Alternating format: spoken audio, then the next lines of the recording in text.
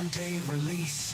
Demon sub tries not to crease. And Dean-Wise keeping nice and warm in bed with Russian uniform.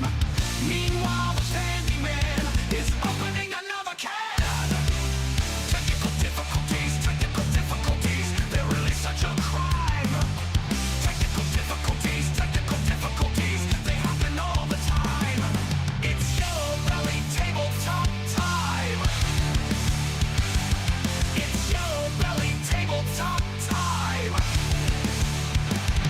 It's Yellow Belly Tabletop time.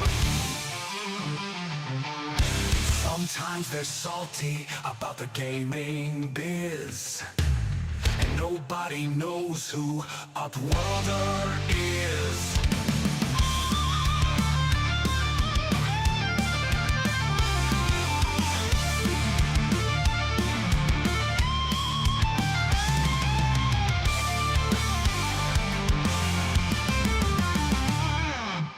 Technical difficulties, they're really such a crime. Technical difficulties, they happen all the time. It's Yellow Belly Tabletop time. It's Yellow Belly Tabletop time. It's Yellow Belly Tabletop time.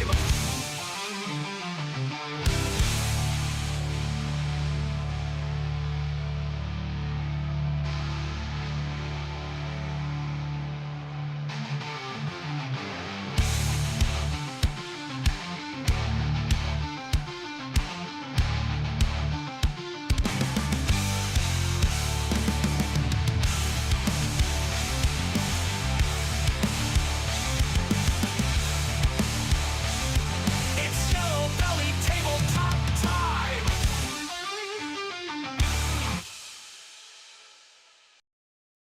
Good evening, everybody. Welcome to another live stream. It's Thursday. It's the Thursday before Christmas. Oh, Christ. It's the nightmare before fucking Christmas. Who'd ever thought we'd be a movie?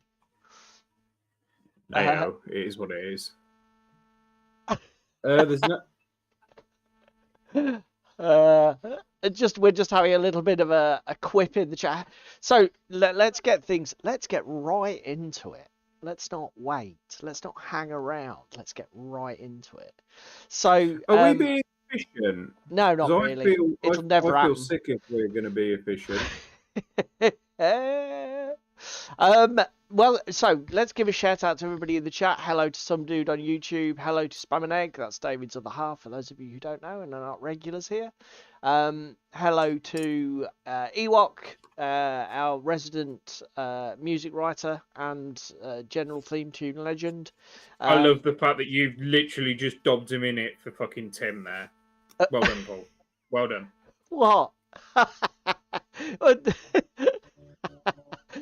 Well, everybody, look, nobody who's watching this hasn't watched this already 100 times, so everybody knows this. And Well, they hello haven't to watched because of this Ben, right Crispin. now 100 times because Oh. we've only just gone live.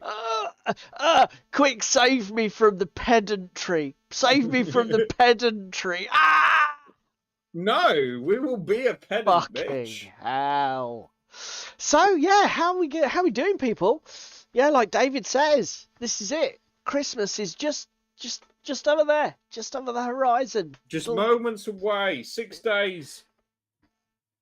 6 days until we all tear into our piles of grey plastic and cry because we have more grey plastic than we realise what we can do with said grey plastic. Can't we, Paul? Are we gonna do this? We're gonna do this now. We're gonna get. No, we're not doing this now. We're just gonna give it an honourable mention. Yeah, but I tell you what, we'll discuss. preparation. We'll tease it a little bit more when we talk about our slightly modified itinerary for this week. So, if you're new to the show, we're going to be following our usual format. We're here for a couple of hours. The first thing we'll do is we'll have a quick show off of what we're going to be working on tonight, and then we will talk about what we got up to on Monday night, which is our regular gaming club. Spoilers, no games. Beer instead. Okay, now look. Have you seen what's going on in the chat? Tim's now goading spam into basically fucking roasting your ass for an entire 2 hours straight. Oh. Look.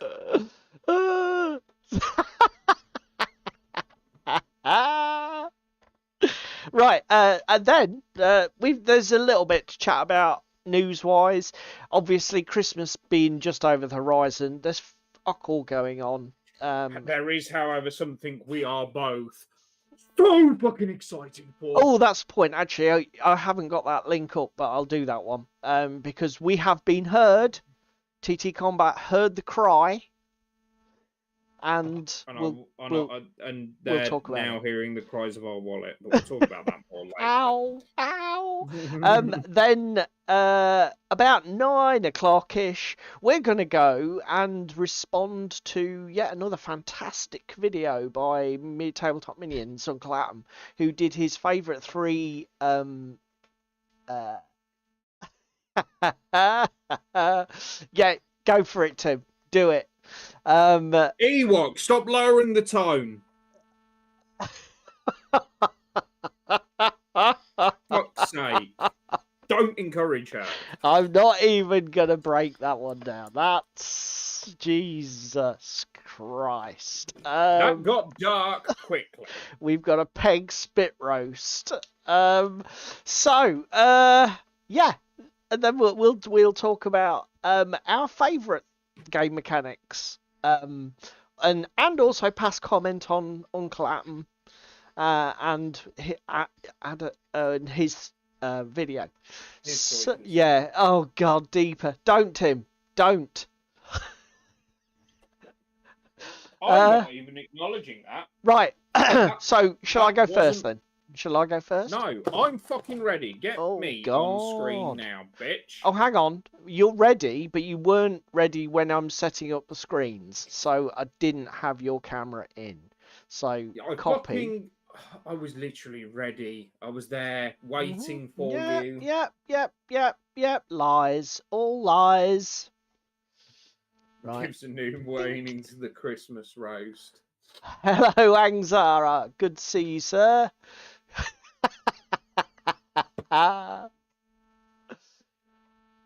The tank game. I didn't know Snarling Badger have done a tank game. I know they did the wizardy one, the demon one, Space Station Zero. Rain in Hell, Space Station Zero. And then, I can't remember, what was the wizardy one? The rival wizards one. I don't know. Have you set my camera up yet? Can Yeah. I fucking Oh talk God, about myself? yes. God.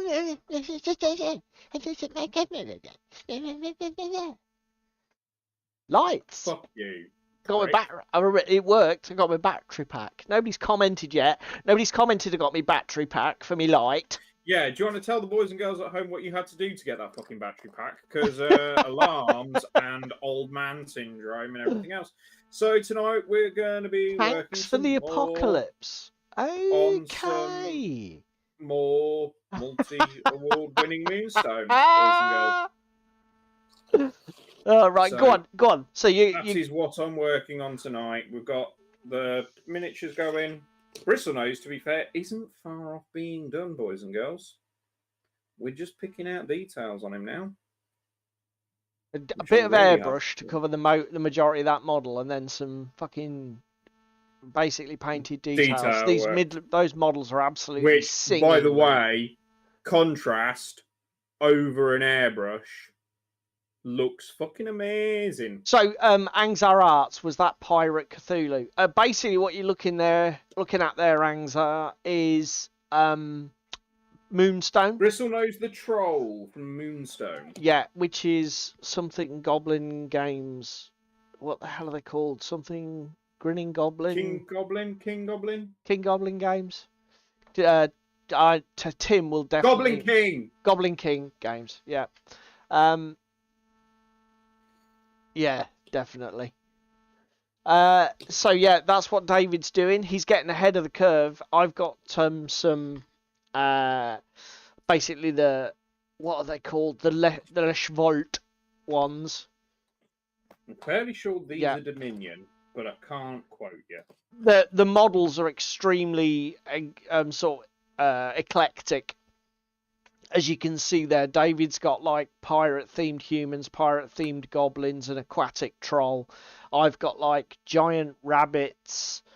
They also have some nice undead models. They've got some nice goblin models. They've got some really nice. They've got all sorts of weird fairies, things. if you're into that. There's Little goblins riding pugs. Yeah. Why is David Smith painting his computer mouse? I'm not painting my computer mouse. Tim, he's not. That is just residue from when I've grabbed it with. I'm not going to help myself there if I say that. With sticky hands because of 3D printer resin. You knew where that was going, didn't you? Oh, it's when I grabbed my tool with my sticky hands. Look, I'll even evidence the fact that it isn't just related to the mouse, because the scraper that I use to scrape it off is also covered in it. Okay. yeah. And tissue.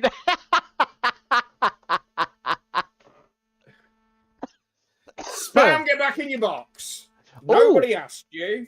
Did you see that? The Mushroom Madness pack has an extra goblin pirate figure for you to add to your set as an excuse. Don't say shit like that. There's an excuse to buy that box. What else comes in that box? Mushroom Madness. I don't know. Let me check. Anyway, what are you doing? Actually, while Paul is browsing the internet and I still have desk cam, boys and girls, that is what I'm drinking tonight. It's radioactive.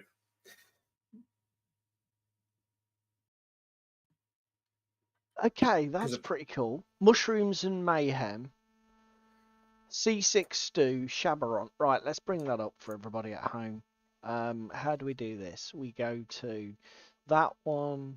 We go to that. And then we go like that. So this is the set that Ewok's talking about. There you go. Yeah. So yeah, you've got C6 Stew, who is the pirate, and the guy with the blunderbuss, I'm guessing. Oh no, actually he'll be the guy with the tankard standing on the jetty with, is that a harpoon by the looks of it next to him? Then you've got Shabaroon, who's the sort of like, I don't know what he is, sort of a troll with a mushroom head.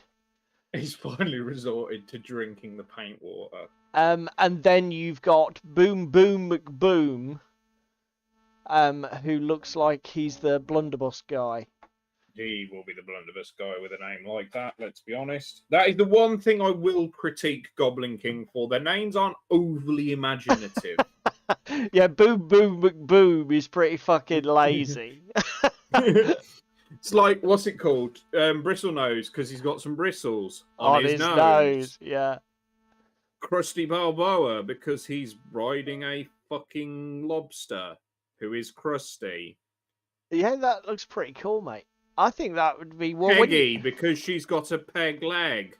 When you get fully painted... When you get fully painted, that would be quite a good little addition, me reckon. What just fell on the floor? Oh, my keyboard. That didn't sound good. Keyboard, it's fine. Right. So what am I going to do? I think I'll throw this open to... Masturbate furiously in the corner till you go blind? No, not tonight. I'm going to take a night off.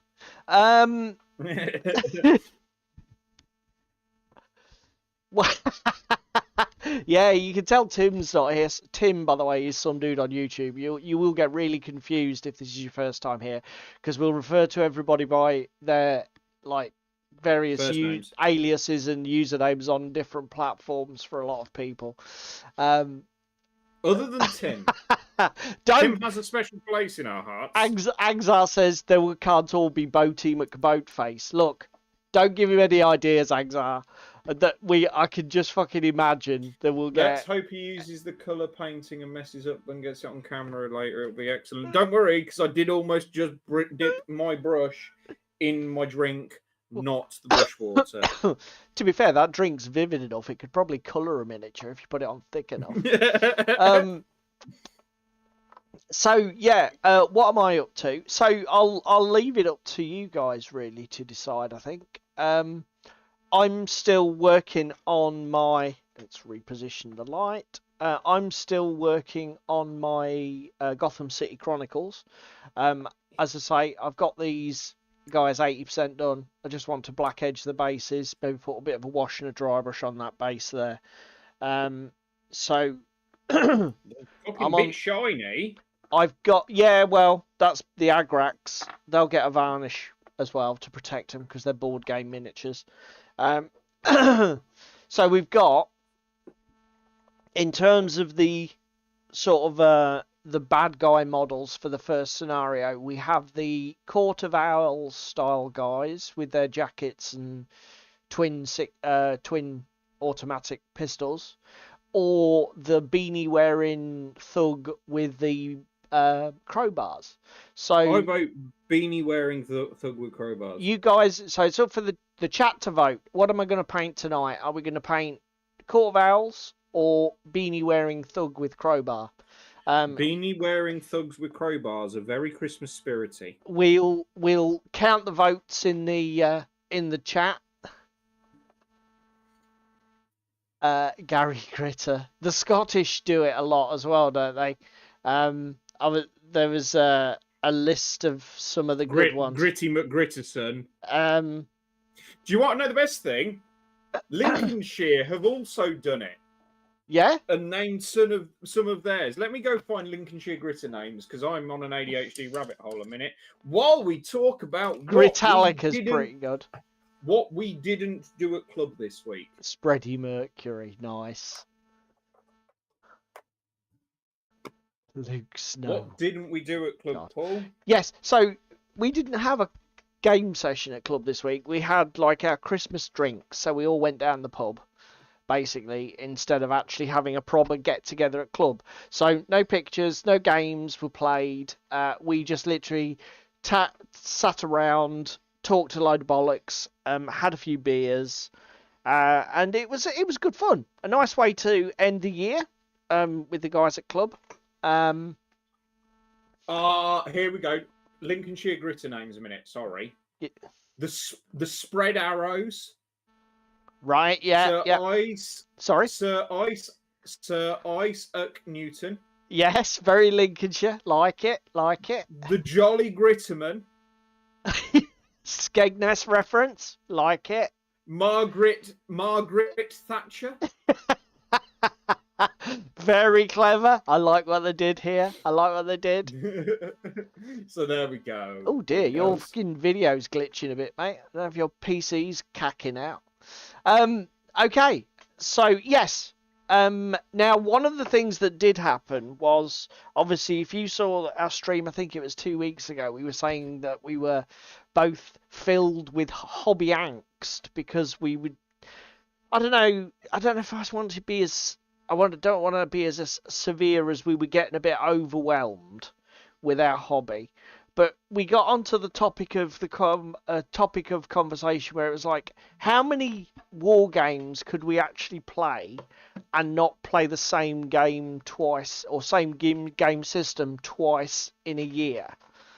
And this started us down the road of just listing the war games. We're not including board games, just card games, miniatures-based war games with a couple of loose inclusions that could go either way, but that we own and maybe have or have not yet got to the table.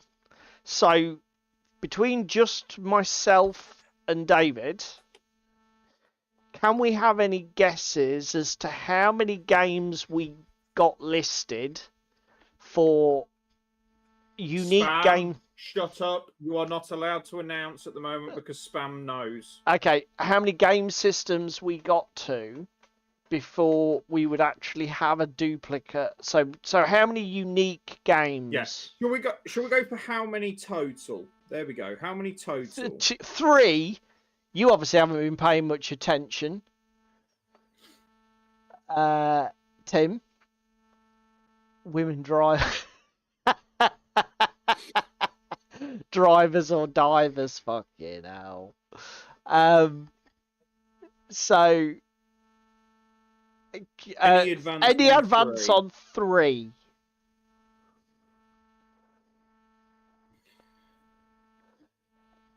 I'll leave you to basically, yeah. So without much effort, we got a little bit higher than 3.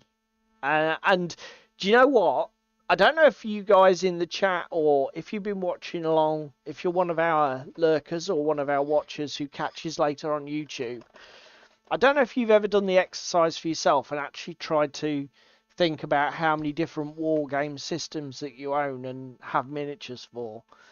But I would be very interested to hear your totals in the comments below, or See in the if it's chat just if you're here us now. that have the problem, or if we're all in this together. So we got as I don't think there are any more guesses coming forth. So we'll spoil it. We got to 58, was it, mate? Yes, 58. So David and I could legitimately play 58 different miniature war games.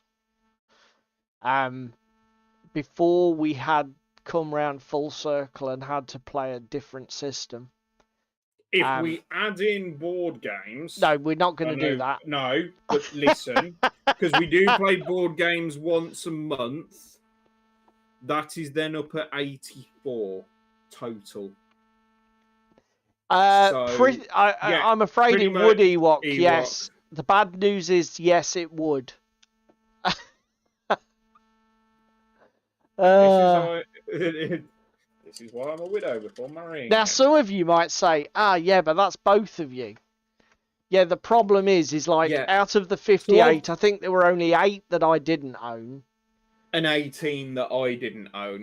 So still excessive numbers. Unfortunately, Tim, no, we don't count different versions. So I didn't. I even put in Old World with all of my other Warhammer previous editions.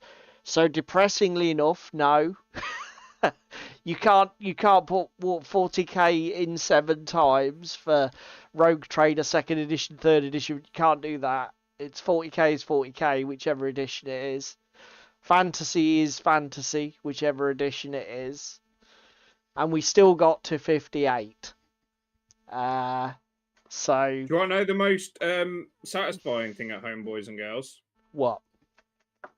45 of those were easily found, identified, and everything else. We then really thought long and hard to get the other 12 that were missing. And you say 12? Yeah, because number 58 on the list, we only discovered tonight, literally minutes before stream. Yeah. But we don't talk about it, boys and girls, because both me and Paul came home from the pub on Monday and went, yeah, I think we got everything. There's nothing we've missed. I just checked my shelf. Oh no, we definitely got them all. And then David's like, no, we didn't. Yeah, okay, Ewok, that makes me feel better, mate. 200 to 250 for Ewok. Jeez Louise, mate. Ewok, dare I ask, if you took board games out of that, what your numbers would come down to? Are you more a board gamer or a war gamer, lad? You see, this is why I Tim's at 9. Oh no. Hello, Cheese Me. So David and I basically, so just in case, I don't know at what point you entered chat, but David and I went to the pub with our gaming club on Monday night, and one of the conversations came up was how many different games could you play before you had to duplicate a game system. So we said, okay, so if we think about just miniatures war games, how many different game systems have we got? And we got to 58 between the two of us. And the vast majority, probably at least 80% of those, we both own both rules and models for. There are a few that few of the 3D printable only, print and play games David's got, and a few of the weirder edge case games like Burrows and Badgers I've only got. But 58 between us all was what we got to. So, do you know what? You guys are making me feel great about this. Cheese Me says rookie numbers. Excuse me, he's got more Kickstarters than that. Yeah, Angzar's got 6 war or skirmish games. We wanted to stick just to miniatures games because it's like we said in our stream a couple of weeks ago. I think with board gamers, the concept that you've got 100 different board games, even not including expansions, terrible. That's more normal for hobby gaming. But miniature wargaming, too, fucking hell. Yeah. So, but yeah, I think we were both shocked.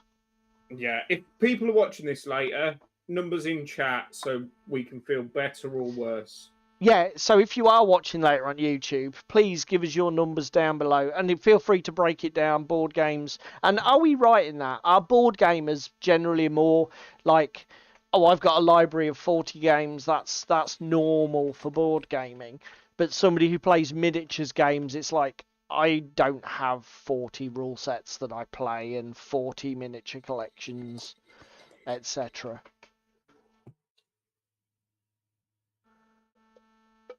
Good man, Cheese Me. So Ewoks, even just 80 to 100 miniature rule sets. And again,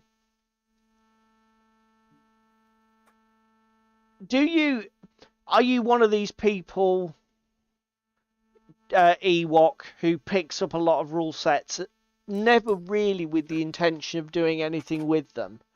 Or do you, for each rule set, you've got some models you bought, even if you haven't managed to get that project moving yet? Or is it literally just, I've got all these rule sets? Just interested.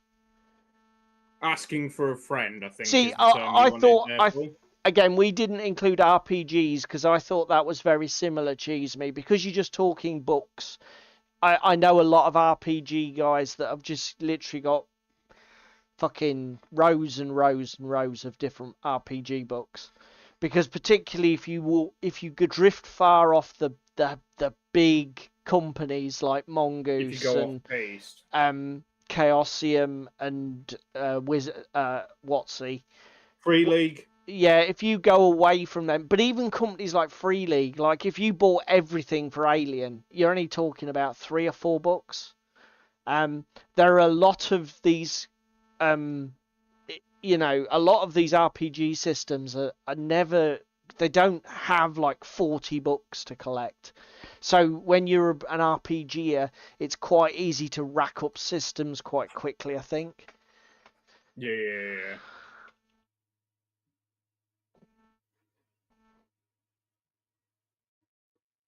Okay, and that's because you get a lot of books for the same system. Okay, right, okay, Ewok. So basically, for each of the rule sets you actually got the figures first, and actually, that's interesting. Tim's got Blood Bowl, Bot War, BattleTech, Legion, 40k, Fancy Battle, Frostgrave, Tanks, X-Wing. That's it. That's a more sensible set.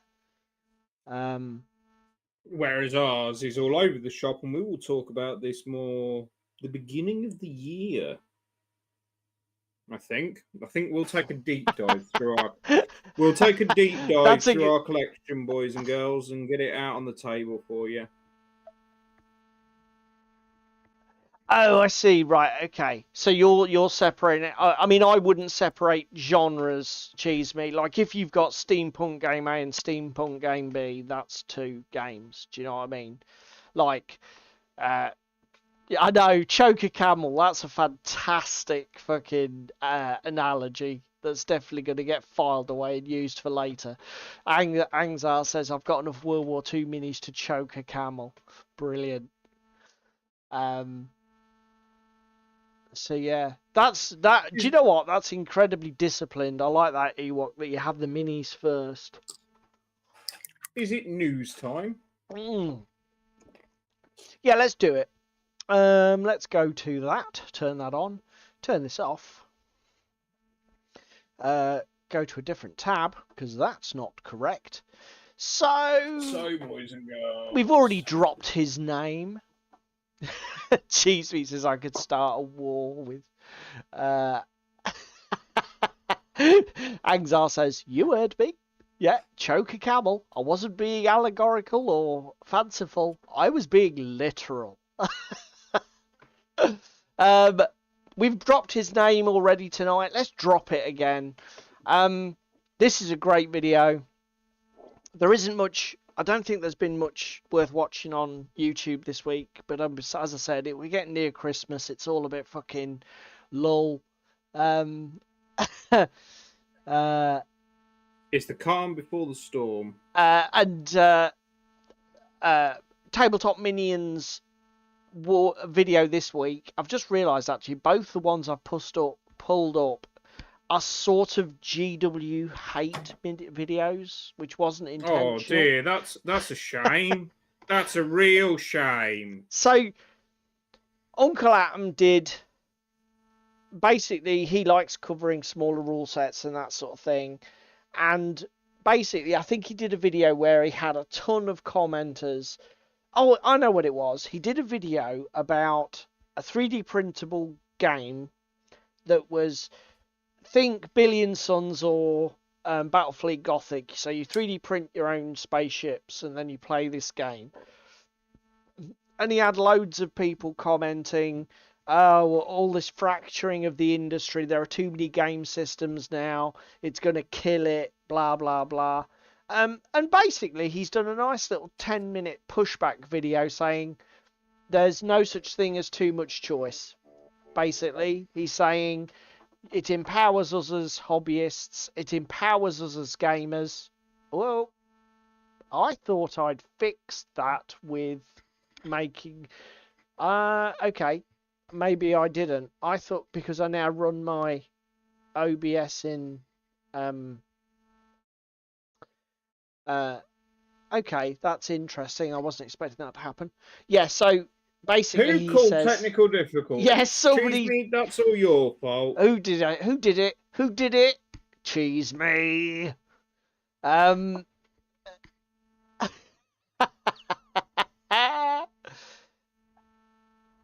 Yeah, I mean, we said that. We said that as a potential con to having multiple systems, Cheesy. All these people, you know, because again, somebody actually did say that rather recklessly in a comment on Uncle Atom's video. Oh, it'll soon be that each game only has one person playing it. And basically he said, well, if that's the case, just print 2 armies and get a friend to give you a game. You know, as if to say, you know, get Fuck over you. yourself. And do you know what? The video, although basically everybody that he's sticking 2 fingers up at was like a GW fanboy who was saying all this variety is shit. Like everybody should play Games Workshop. We should all sell our souls and hearts and fucking kidneys to Games Workshop. He was basically saying no. You know, yeah. Angzar says there, we've already established that we don't play 90% of the games we own, so it's somewhat moot. Do you know what? That's a fair point. But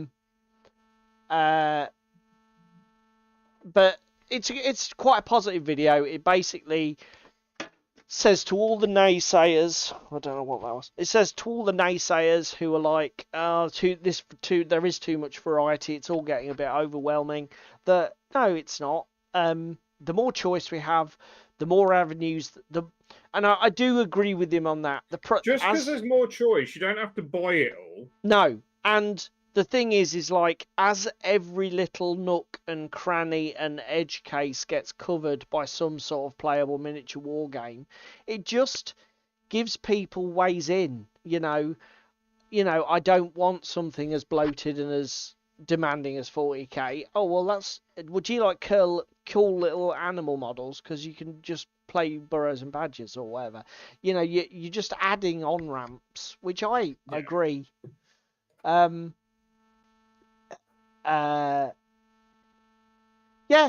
exactly what Cheese Me's just said. The bigger your collection of game systems, the more chance you have that something that you've got somebody will take a look at and go, oh, actually, no, that's quite cool. I like that. Yeah, it'll align well with someone.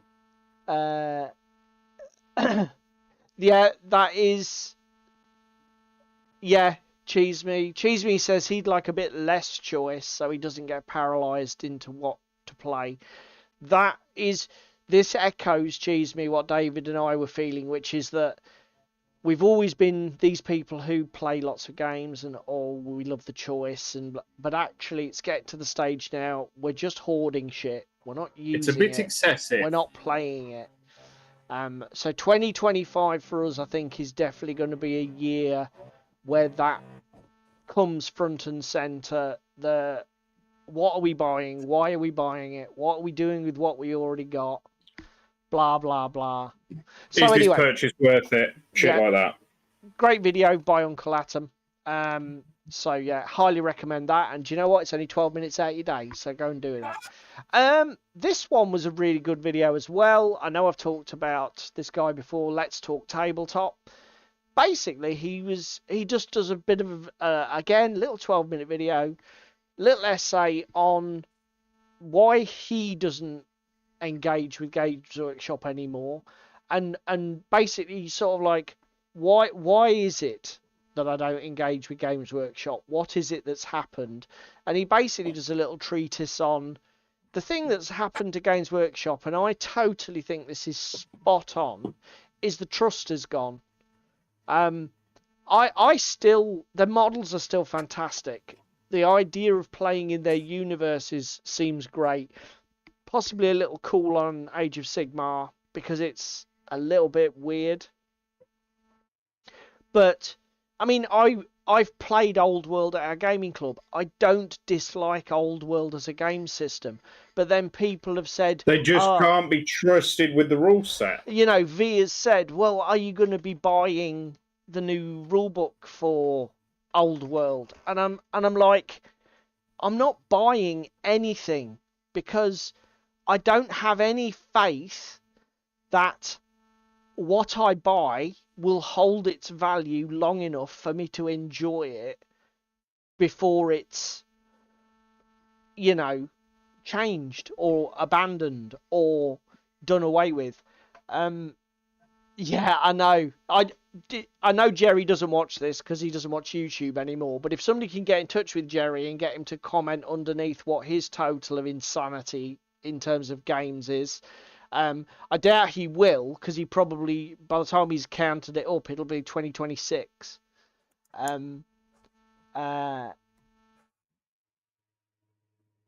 Eisenhorn doesn't read well after the game.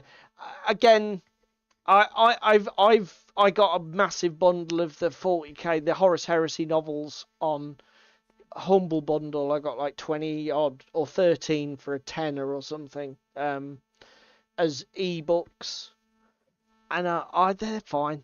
They're not the best written books. Even the Dan Abnett one, that the Heresy one, is it the second one? I didn't think was great, or it might have been the first one.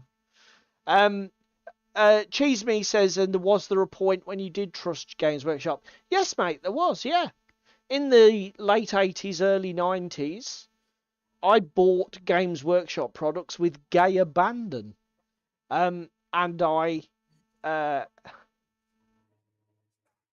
started on Swiggity Swooty, the Blue Ring Dot. I only do Games Workshop PC games. I enjoy the setting, avoid the rulebook BS. Yeah, this is the kind of shit I'm on about, Ewok. It's like, so I'll spend, I don't know, 60 quid on a fucking rulebook, and then like 6 months later, 20 seconds it's later, all fucking changed.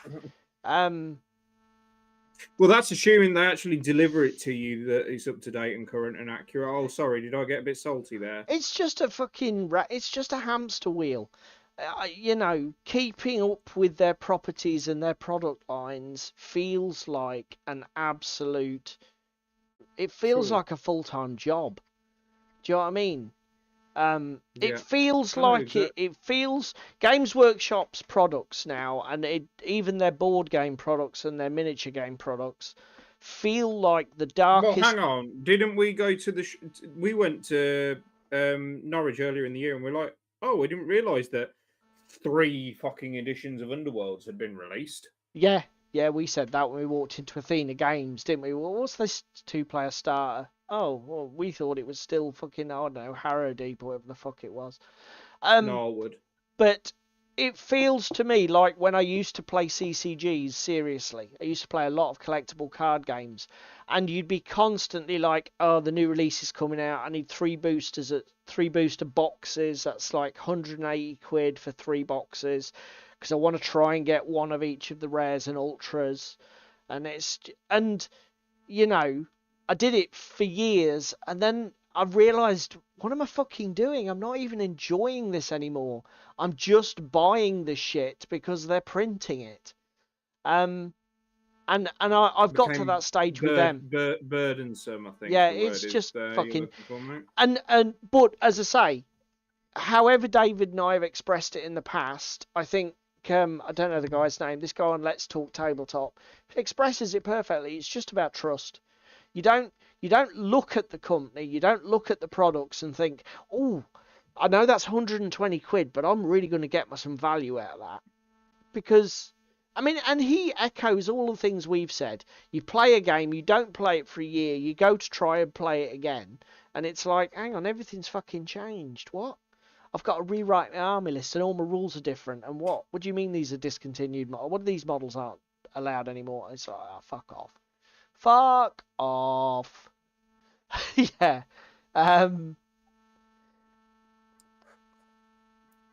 Second edition Alt Awesome. Codex weeks before the yeah. Yeah. Yeah. Again, despite all of that, despite the fact that this has turned into yet another Games Workshop fucking hate session, that is another good video. There hasn't really been much else I've seen on the YouTubes.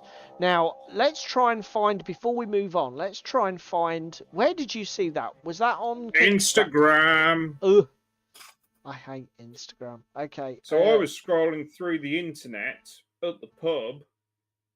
Boys and girls, you know, we roasted Chroma the other month for why is it only 40k? Looks like it might be on TT Combat's community as TT well. Combat listened to us, boys and girls, and we have Chroma Carnivale coming. They have teased it.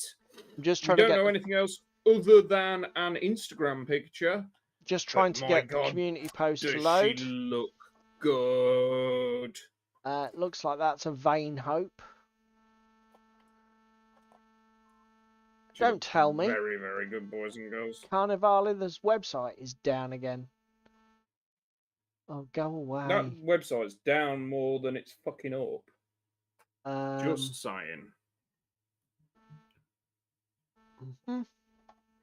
Right.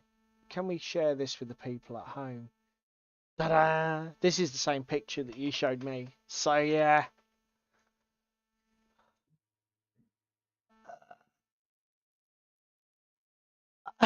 Yeah. I don't know what the websites do, Tim, but they don't fucking work. So yes, we mentioned it when we talked about their Chroma Kickstarter. Again, I don't know what you guys think. We talked about this. So David was saying, isn't it weird? Like, we were looking at the Kickstarter saying, yeah, 40k style terrain, doesn't really fit in any of their game systems, but why would pre-colored 40k terrain, great. Why aren't you doing Carnivale? Because the fucking game's amazing. The terrain would look great pre-colored, and it's a bitch to paint. If this is any kind of indication of what's to come, if there's a lot of this, it could be an expensive year for me, is all I'm gonna say. 2025. Look, I mean, Jesus Christ, look at the details on the shutters. and the doors, the textures, And the water staining and dirt staining towards the bottom of the doors, and for pre-coloured terrain, this is fucking banging. the only criticism I will have of it, it is still quite flat. Yeah, the paler colours particularly, but I mean, you could always go in with a wash or an airbrush tint if it really bothered you. I suppose you might have an issue if you've got an existing collection that you fully painted, where they might not match. Yeah, this is the other question. Cheese me. Yeah, exactly, Ewok. They give away the rulebook because they knew it was close to release, so they gave you the code for the 3rd edition upgrade. Yep. Again, let's leave Games Workshop. Their retail practices are predatory, and beautiful though their products are, lousy though their rule systems are, I just don't have any appetite to keep going back for more. They have. I'm done. I'm fucking done. Yeah, Cheese Me said Kickstarter to get the funding going. This is the issue as well. We did talk about this because obviously, are they going to do a Carnivale Chroma Kickstarter, or was the Chroma Kickstarter for the 40k one? Did they choose that product type because they knew it's the biggest game in the market, so they wanted to go in with their biggest, most popular product for somebody else's game, and then is this slot going straight to retail? Again, did they not believe in themselves, considering there are several other manufacturers out there doing good pre-coloured stuff? Yeah, it's because I'll be honest, we called it end of last year, beginning of this year. That when you look back at our catalogue, actually, quite a lot of our early videos were about pre-coloured terrain. And I was saying that it's the thing that is really going to change the hobby for people, because I think most people are the same. We enjoy miniature painting, but actually the chore. See our stream the other week where we ridiculed ourselves for not completing our objectives because we've been too busy fucking painting a terrain collection is a whole another challenge. So what are we doing, guys? Are we doing guy with crowbar? Because David's currently got the he's got the only vote. So currently it's Beanie Guy with crowbar. While you're doing that, can you come down to my desk cam? I can. To look at Swiggity Swooty. Content display. David. Jink. Look at them blue rings. Yeah, definitely. That's the other thing I don't know, Cheese Me, because I don't know how the manufacturing process for it works. I mean, I'll be brutally honest, I hope you're right. I hope that the initial Chroma launch was just for the concept, and that now they've got it, it'll be like just Chroma products straight to retail. Because that's what I want.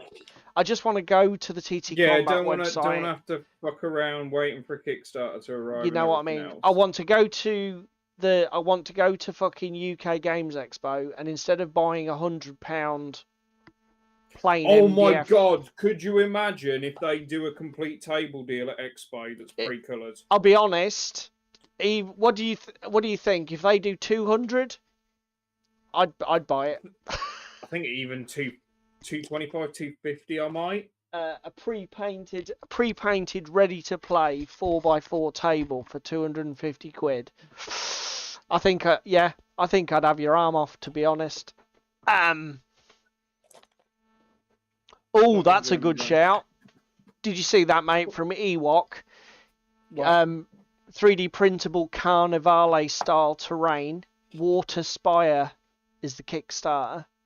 Is that live right now, Cheese Me? Off I go. Off we go to the internet.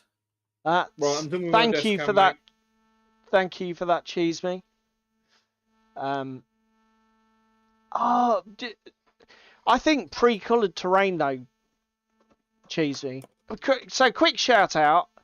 Has anybody in the chat now never bought anything pre-coloured in terms of Oh, it's terrain? available for a Or- late pledge.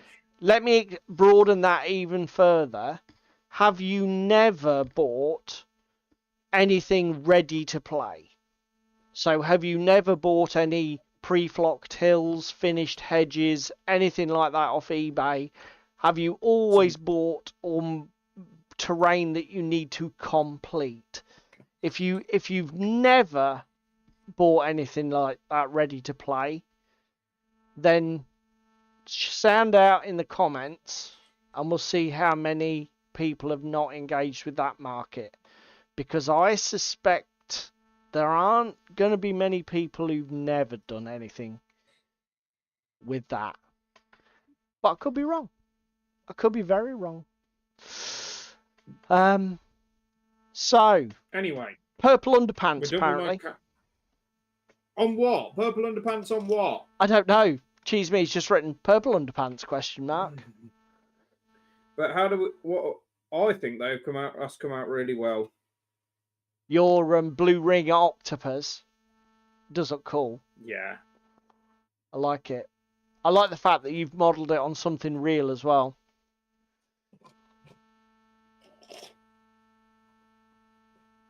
Okay, you put in a Black Friday order, did you, Cheese me? Was it a lot of stuff or just some little pieces? Right. We're going to do the crowbar guy. Let's crack on, because I haven't painted or done anything yet. Anyway. So, 4 of these. Oh, I know what that clank was. Are you coming off my desk cam or not? Yeah, hang on a minute. I'll come off your desk cam, then I'm just going to drop out a shot. Ooh! What did you drop?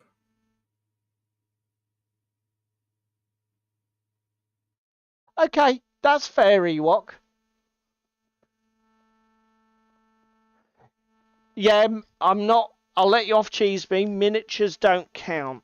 Because obviously, I know what you're saying though. X-wing miniatures were ready, painted, ready to play. But you haven't got really much terrain anyway, so that's fair enough. I am surprised, Ewok, but it serves me right for assuming. So Ewok says that he's never really done anything pre. You know, and I'm assuming that because I know you've scratch built like jungle terrain and green stuff and all sorts of bits and pieces. So yeah, Ewok says he's never done it. So there you go. That's me wrong. Pre-painted terrain isn't everybody else's thing. It's obviously just a me thing. Yeah, Swiggity Swooty is adorable. So I'm just going to have a quick look at the mould lines on I need these. to add some water to this fucker. Right, boys and girls. It's 10-2. Should we go to main topic really a bit early? As there's fuck all to talk about in terms of the news.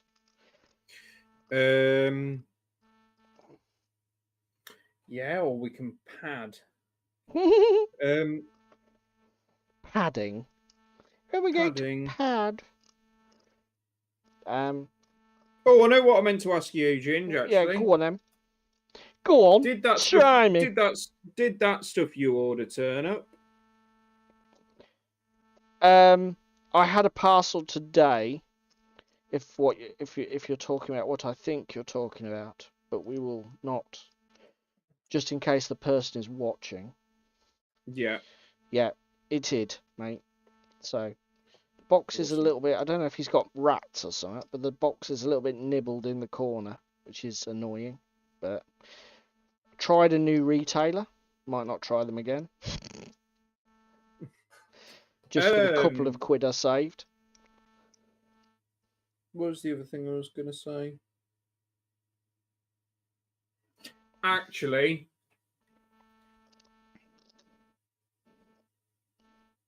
is it worth just mentioning Dan? I was going to do it at the end, mate. That's fine. Just a thought I suddenly had as well. Because I'll tell you what I did do. I spent ages looking for a picture of the bloke earlier. But He's a bit like Lord Lucan. I couldn't really find him. There's nothing. Yeah, there's very Yeah. very few pictures of him. Bless him. Yeah, he's somebody who protected his identity ruthlessly and with absolute security. Right, that's that done. Yeah. Main topic it is then, I guess. So Cheeseme's got a foreground building.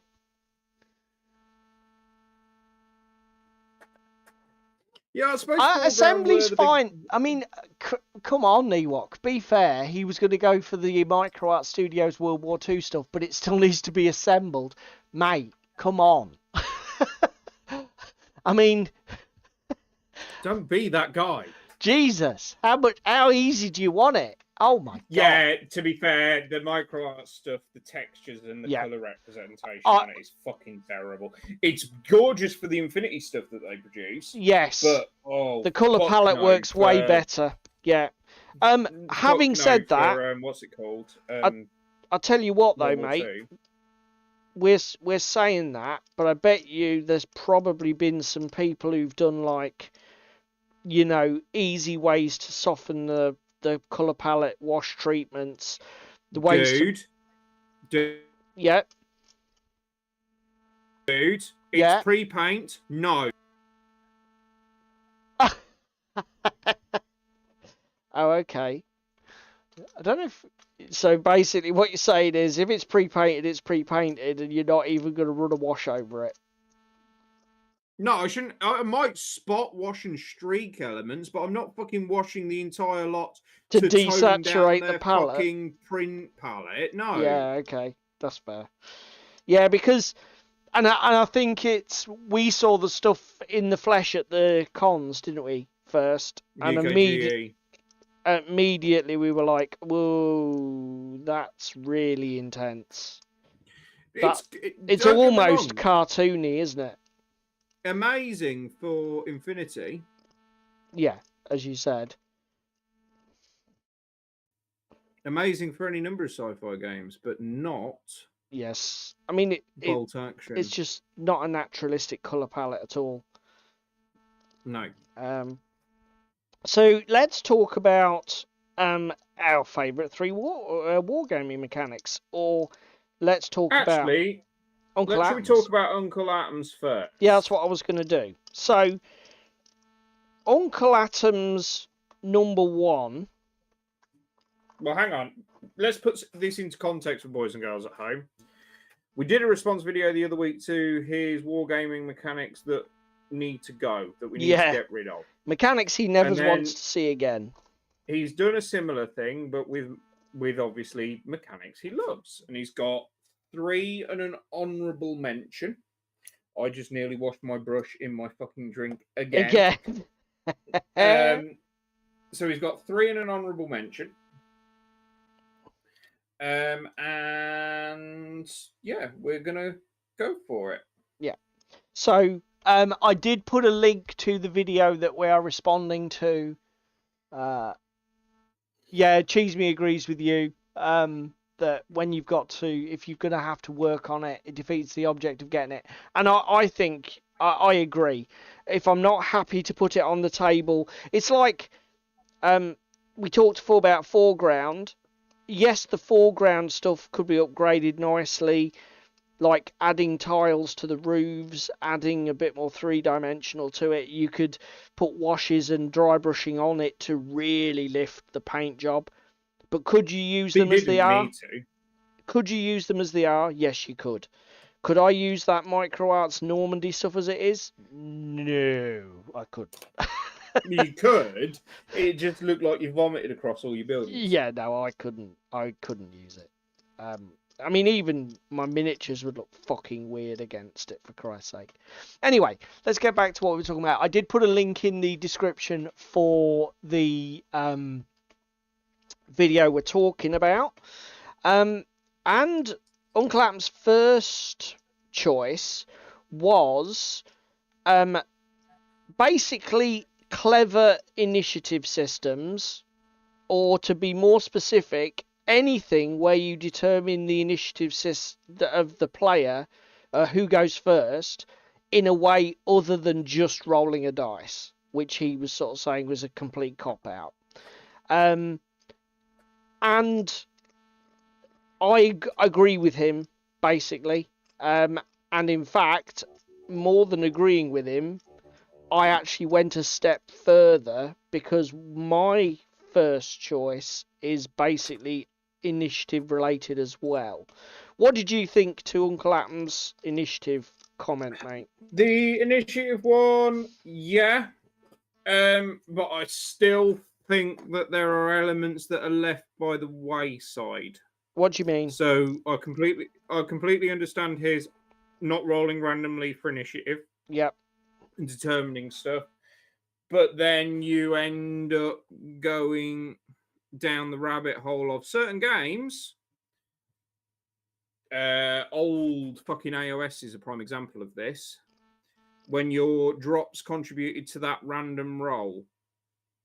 Yeah, and you've similarly also in got that Underworlds, rolling what I every mean? turn sort of thing. Yeah. And then you get the old double turn drama, which used to be a thing in AOS.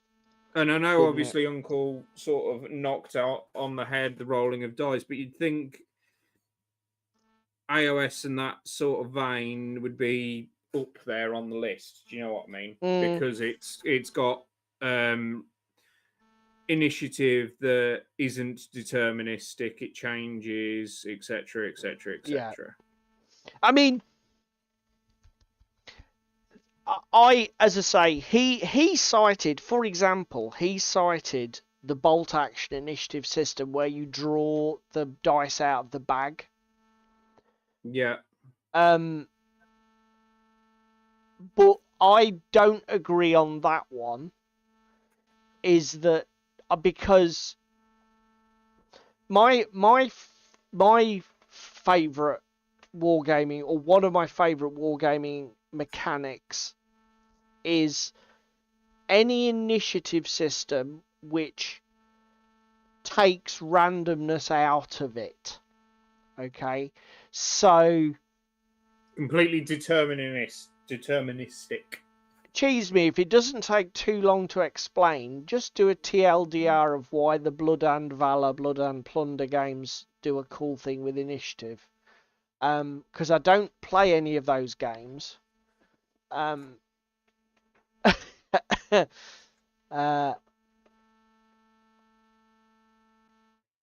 Oh, Angzar. No, you're spoiling David's next one.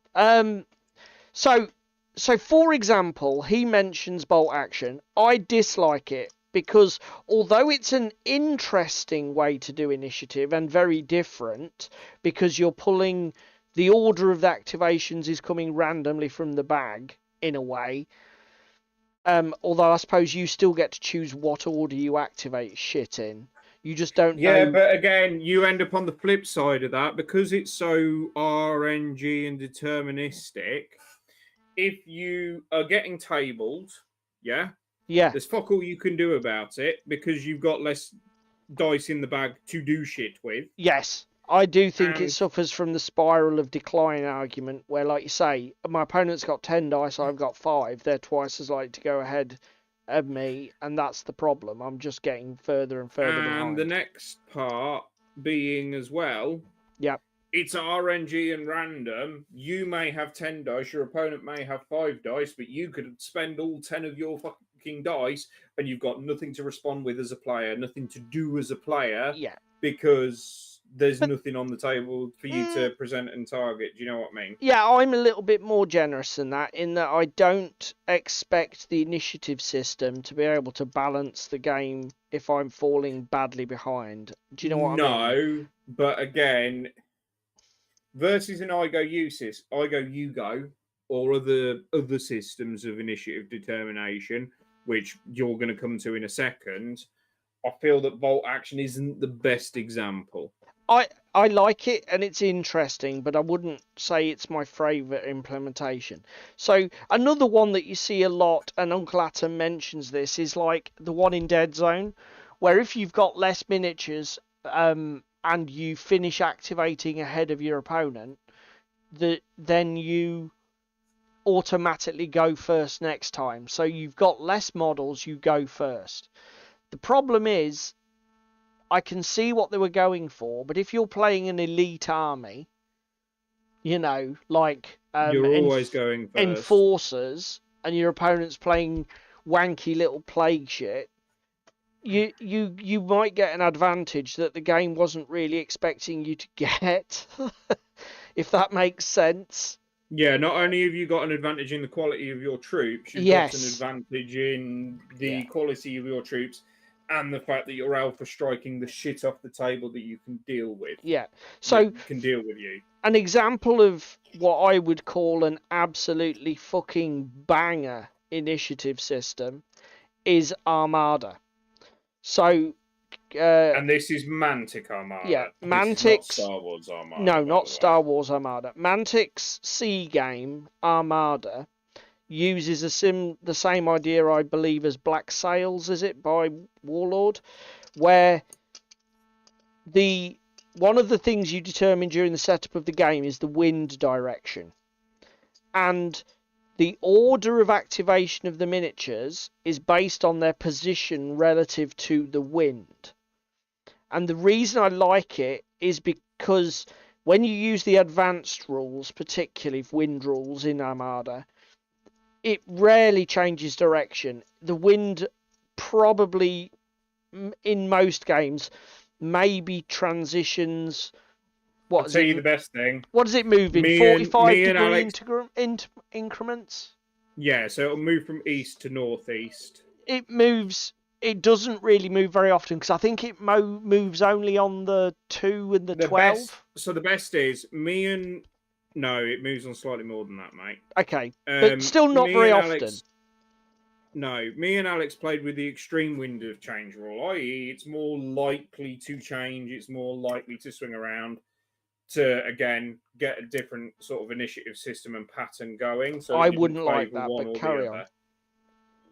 Genuinely made shit all difference. Okay. Because it's on a bell curve, and because you're rolling on the middle most of the time, it's not fucking moving. It still didn't move very often. It just tightens it in. That's all. If you roll a 2 or if you roll a 12, it goes 2 steps rather than once. Okay, right. So it rarely happens.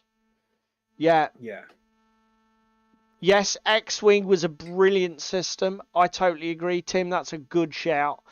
But essentially, you could say, so even though there is a smidge of randomness, because the wind could change, the wind direction could change, yes, but as a player, you can position your ships to exploit going first.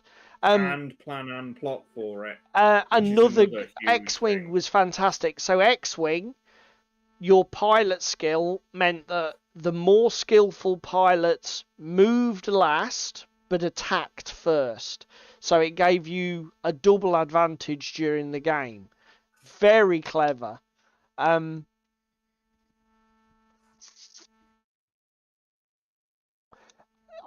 see what... So Axar Art says initiative is supposed to represent near simultaneous actions. Obviously, yes, but the problem... hang on, because we're going to come to that in a minute. Yes, you make a valid point, Angzar, but initiative systems in games are not simulationist. So all the initiative systems in games are simply a game mechanic or a game lever that the player can to pull on to achieve an objective. You have to remember we're playing games. What Ewok said, we buy actually like to play a game with equal dice, but more so you don't have to use every... Okay, I got you, mate. Yeah, so you don't get to use every unit every turn. That's very much the Infinity thing, Ewok, where you don't use... you should try it as a variety. Play multiple dice. Play bolt action, but in an Infinity style way, where you can play multiple dice on the same unit. That's an interesting brainstorm. You should try it and let us know if it works. I see. Now your comment makes more sense, Angzar, where you're saying that's that would really break the immersion, because like, how would that unit make 5 actions and they made none? I'll be honest, if you think about it in terms of Infinity's, so you play multiple orders. You could play an entire order pool of 10 miniatures on one model if you want in Infinity. But in a way, you've just got to imagine that you're focusing the time.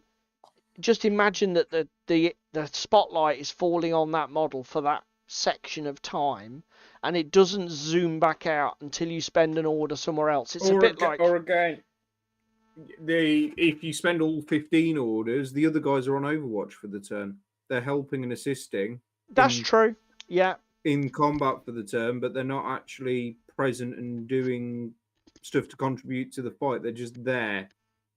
Yeah, and again, to be fair, bearing in mind it's sort of like it's a sort of simulation of modern warfare styles. If you've got some guys that are under sniper fire, they would just basically keep their fucking heads down and get on the radio and say, is anyone in a position to take that sniper out? Because we're not doing anything until he's dead.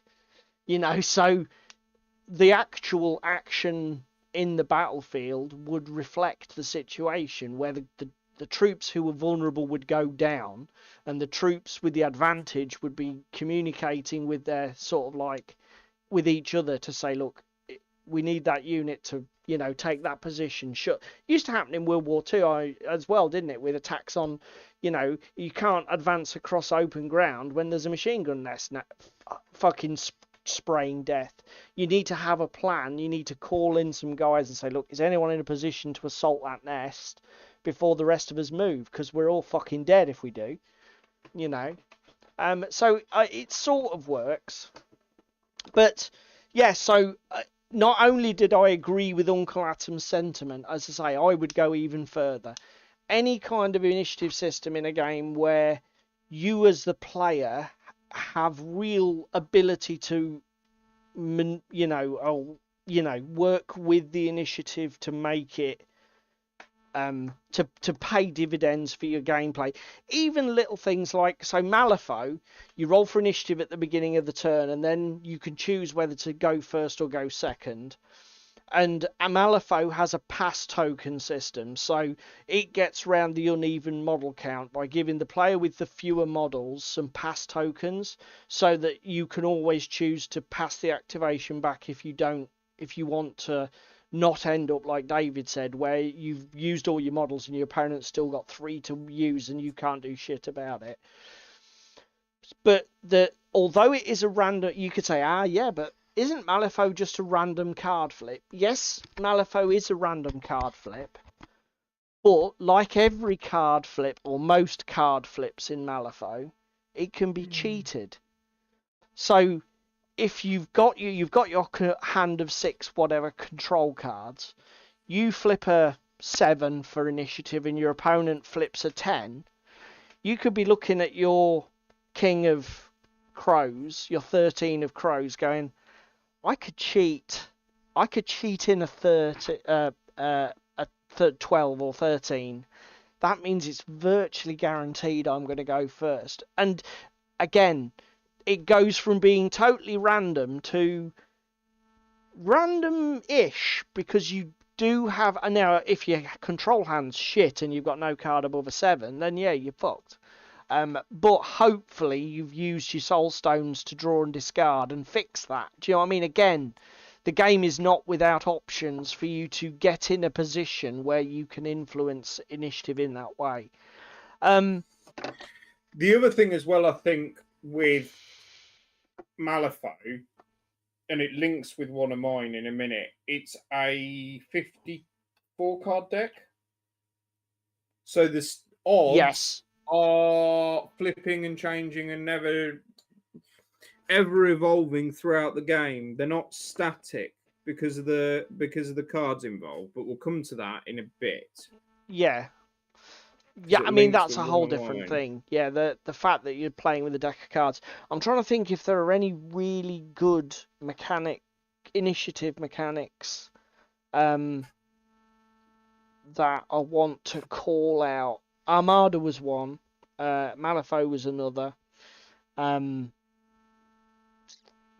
as I say, anything where you can mitigate that randomness.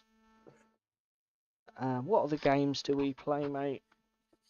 Frostgrave's got some randomness mitigation. I know it's all just a Yeah. dice roll, Yeah, but but again, basically you it's can roll a choose when you're d20. activating stuff. Yeah, I mean, like you say, there are spells that can increase your d20 roll, but it's basically roll a d20, go, in it. But then again, it's also a game where the initiative order is less important. Infinity's an interesting one, but again, it's basically the only influence you've got with Infinity's initiative order is you only determine initiative once at the beginning of the game. It is based on the whip stat, the willpower stat of your leader model. But basically, you're making the d20 check against that. If you fail and your opponent passes, they win. So it is still very much down to the dice. Yes, you can choose a leader with a really high willpower, but it's still very much in the lap of the dice. Do you know what I mean? So Yeah. it's not really one that makes me go, that's clever. That is clever. Because again, like so many things that we talk about,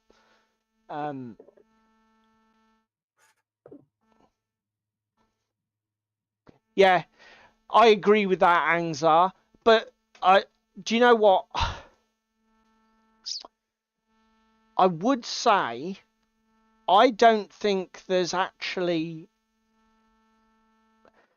that. So Angzar says probably the most important thing is that no one ever feels like initiative is leaving them in a position that they're getting beaten on again and again and never getting to respond adequately. Actually, let's segue nicely into my first, shall we? Yeah. Go on then. So my first one on this list that I've got here sat in front of me is the game should always make you feel engaged. So what I mean by that is I should always feel like I'm playing a game and not stood there as a spectator while my opponent takes a turn.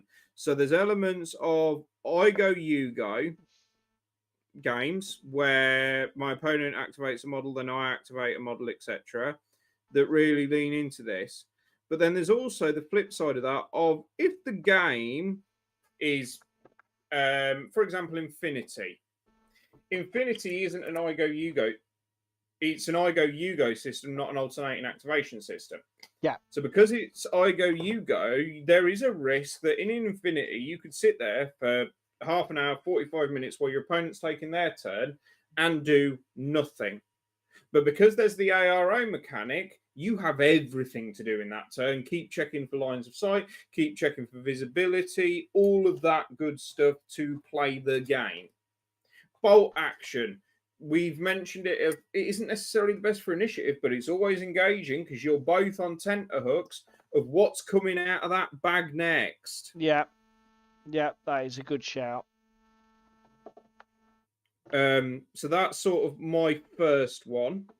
The other one is probably Gaslands. So Gaslands is a bit of an odd one because Gaslands it just sort of cycles around the table in a clockwise or anti-clockwise direction, whatever you pick at the start of the game. But there's that really nice mechanic within Gaslands of the politics of the table and pole position. Now, obviously, if you're only ever playing a two-player game, it doesn't ever come into it. But if you're playing a multiplayer game and you've passed through a gate and you need to hand over the pole position token, there is politics in relation to, well, hang on a minute, who am I best off to hand it to? Is it to Paul or is it to somebody else that can fuck up a guy or get another car out of my way before I go next, kind of thing? And that's quite cool because it does spice it up. Because that changes the initiative start position in the next gear phase, doesn't it? Yes, and for the rest of that current gear phase, do you know what I mean? So, again, if you, for example, had a turn and I'm playing a three-player game and you're to my right and you'd be activating next, I've just gone through a gate, I could hand it to the player to my left of me I could get another bite at the cherry in a second go before you even get to activate a model. Do you know what I mean? What, so Because it you could moves it. activate twice in the same I gear can activate phase? twice. I can activate twice, not the same car, but if I've got multiple cars, Oh, I I can see what you're activate both of my saying. Yeah, cars. yeah, yeah, yeah, yeah, yeah. Yeah, that's true, because you might have more than one car in your list. Yeah, I see what you're saying there. Yeah, that's a good point. And I just thought it's quite nice. It's different, and again, it's a similar vein to Uncle Adam's, but at the same time, it isn't, because it isn't just about initiative. It's about, okay, initiative is randomly determined on the roll of a d6. What's it matter? I actually want to play the game. I actually want to be engaged while I'm playing the game that I'm playing. What about something like Carnivale's reaction system, or the I suppose we haven't played that much Age of Sigmar, but you've got like the Not command point recently. driven Yeah. reactions, haven't you? See you later, Tim. Night, Tim.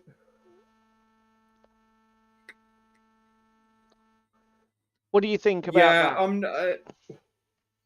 Reactions are fine. It depends on elements of it. So, like, I can see Carnivale's reaction system working, but I don't like it. And the main reason I don't like it is because I'm playing against your Strigoi, and you basically have unlimited goes firsts in reactions. Yeah, so it's a bit of an. Also, to be fair, it doesn't need it because you've got true alternating activation. Or Yeah, is that not a thing? exactly. Yeah, because you're alternating anyway. It's like, okay, yeah, I'm about to get gimped, but I can do something about this. So essentially, what you're saying is alternating activation or some mechanic that increases your engagement where that isn't there. Yeah. Okay, got you. So Uncle Atom's second one was a fixed game length in terms of number of turns. So can I comment on this first? I know I've just had my bit. No, you go on then. Well, to be honest, I'm going to agree with him. So you go first. I just want to kick him for this. Yes, in principle. However, it's not the be all and end all, and it doesn't necessarily make a good game. There are games that me and Paul have played. I'm looking at Armada that is fixed game length.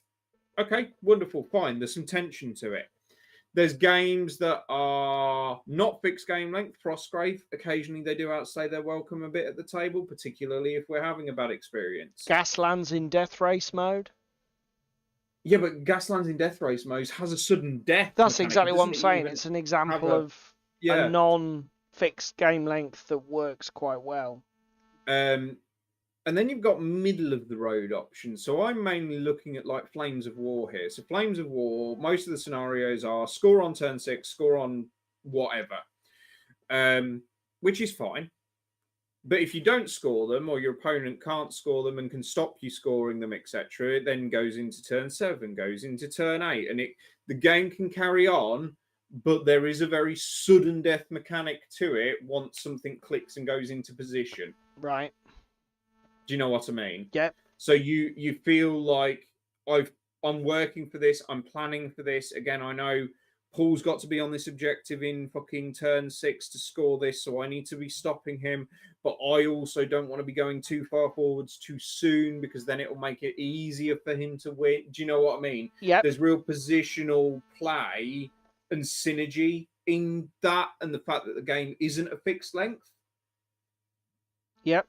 Because we've had it before where I've dived like through a hedgerow, etc., and the game should have ended turn 6. It carried on for 2 more turns, and it was only because of sheer numbers and force of will that it did end. Do you know what I mean? With you taking my tanks out. I mean, a game that I just popped into my head was Blood Bowl. Now, Blood Bowl is obviously a sports simulation, so that does have a fixed, like, whatever it is, 8 turns per half. Yeah, 8 turns per half. But one of the potential weaknesses of a game of fixed length is if you are getting your arse handed to you, there is a potential that you've got to sit through 3 or 4 miserable fucking turns. I'll tell you what game probably gets it about perfect for a fixed game length game where you can get your ass handed to you. Yep. Underworlds. Because it's not terrible to run through the rest of that turn or 2 turns. No, I mean, I think Infinity also should get a shout out because it's only a 3-turn game, and that goes surprisingly quickly when you're being beaten to within an inch of your life. To actually, yes, it does. you know, No. when all of your models are dead, when it's only 3 turns, it's like it's only 3 turns. So I think I agree with Uncle Atom in principle. I as a broad sweeping brush statement, do I prefer open-ended games to ones with a fixed term limit? No. I prefer it. The game ends in 5 turns, get on with it because the clock's running. David's right. Some game systems pull it off brilliantly. Frostgrave is a very waffly, faffy game. Basically, a scenario of Frostgrave can go on as long as you want it to. A scenario of Frostgrave could take you 40 minutes. It could take you 4 hours. Yeah. It really depends on how the story unfolds. But then that's very much a story-driven game. You know, it's very much a wow. You know, how this map, the table's getting a bit too hot. There's too many monsters. My guys are getting fucking the shit kicked out of them. I'm just gonna leave now because I've had enough. And you set. I want to fight another day. Yeah, you set your own start and your end. So, you know, some games can pull the old, you know, the long-winded game off. But I do think that in general, games are better off setting a fixed turn length or a fixed number of turns. And I'll tell you why I think, as a general rule, it's a better approach for war games. Because they are such complex beasts with long play times. It is not uncommon for a war game to have a typical play time of 2+ hours. Now, if that's your typical game length, and you don't put a hard like stop on when it can end, you really are leaving yourself open to some really negative play experiences unless your game is race tuned in terms of its execution. So while I appreciate what you're saying, mate, I do think that in principle, if I was to look at the game mechanic, like game length, I prefer a fixed number of turns. I don't know what you're saying about sudden death. I think that's really exciting. I like the fact it is in Flames of War. But again, where you've got a miniatures game with like it's got to be really carefully considered. Yes, because if you've got you can't just slap sudden death on everything and the war game is amazing now, because no, it's really not. I mean, can you spend 30 to 40 minutes setting up your terrain, setting up your miniatures, then somebody has an awesome turn 1 and every dice falls perfect for them and they get a sudden death win after 20 minutes. You're playing less game than it took you to set the fucking thing up. And it's like... Ooh! I've just had a genius. The game is a fixed game, but sudden death. And it is a board game example. Yeah. God tier. Okay. First to 5 VP wins. Yes. Isn't it? Turn 1 is worth 1, turn 2 is worth 2, turn 3 is worth 3, turn 4 is worth 2, turn 5 is worth 1. Yeah. So most games are wrapping up turn 3, turn 4. Yes, because they've structured the scoring to basically use that to control the game length, which is quite clever, isn't it? And that's why I'm just shouting it out, because it's an honourable mention. So that's Uncle Atom's number 2. As you say, differing opinions there. What was your number 2? What was yours? Because we haven't done yours. Oh, okay. I'll go first then. So, my number 2 was, and I remember my number 3. Let me just. Should have written it down. I did, but then I used my phone for something else. And I don't want to go into my number 3 because I want to leave that till the end. It was. I remember. Opposed dice rolls. Ooh. Okay, so dice are a tool that are used to generate random game effects. They've always been a thing that's been in war games. I have absolutely no issue with that. It's really great. But historically, it used to be a very, I don't know, linear or a very solitary thing. You've got a test to make. You roll your dice to see whether you did the test. Did you achieve what you wanted to Roll achieve? to hit, roll to wounds, You got roll it. to save. Yeah. So, player A makes a roll to determine if player A does something. Shit, too much pain. Oh, well. Something that I think, and I can remember when I first came across, I think Infinity was the first game that I encountered that had got this. The concept that both players roll the dice, and I think this feeds into your engagement thing. Both players are rolling a dice, and however we've determined it, that means that both players are involved in the outcome of what happens here. And you could say, oh yeah, well, you know, if I'm attacking your model and I've got to beat its toughness, then the other player does have an influence because they picked a model that was toughness X. Yeah, but it's not quite it's the not same. to the, it's not to the same extent. No. I appreciate what you're saying there, but again, that is in the army selection phase. It's Yeah. not necessarily, as you say, as it links into what I've already said, doesn't lead into engagement throughout the game. I would also include in this the close combat mechanics from, I think it was Warhammer 40k 3rd edition, which have been very closely reproduced in the Kill Team, the latest iteration.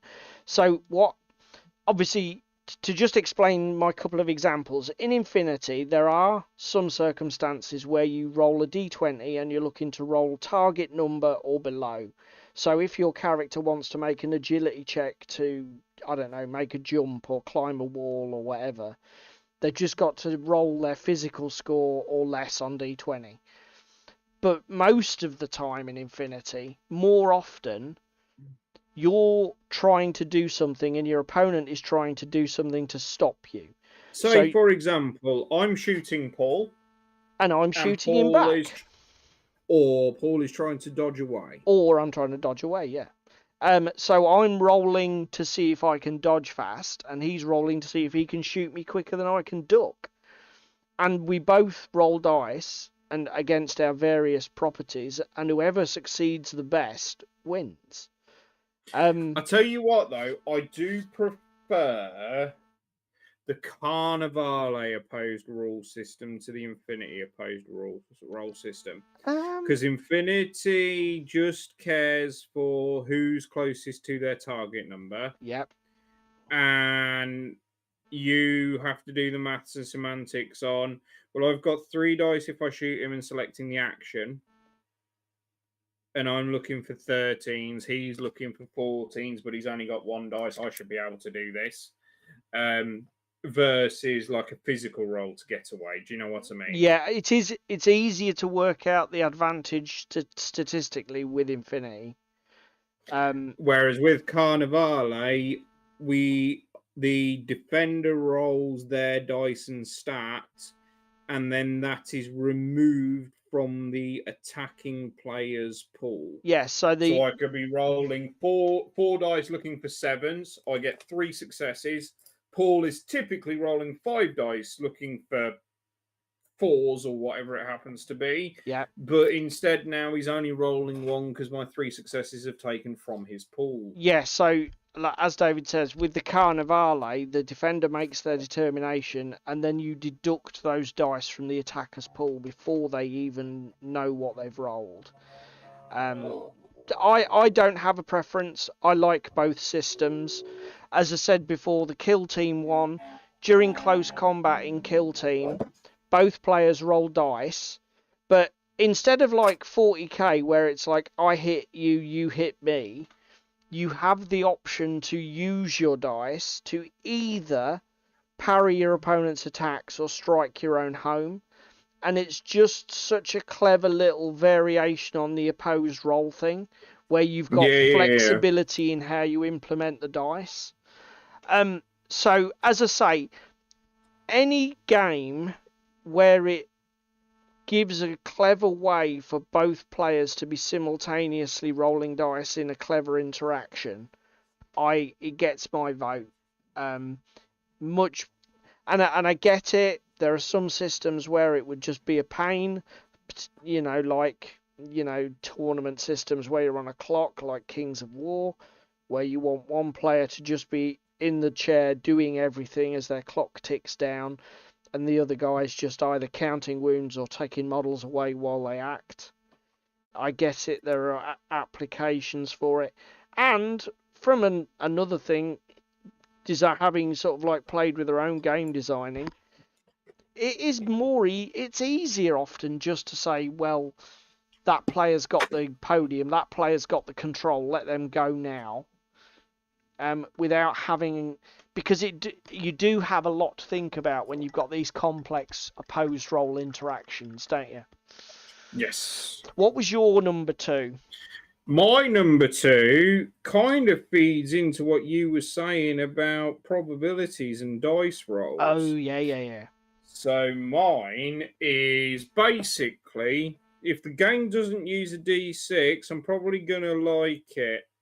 And I know that sounds a bit petty and shit to say so, but we've mentioned it before on the channel, I am fucking hugely dice sensitive. I'm hugely dice sensitive to crits. I'm hugely dice sensitive to when I'm not rolling successes.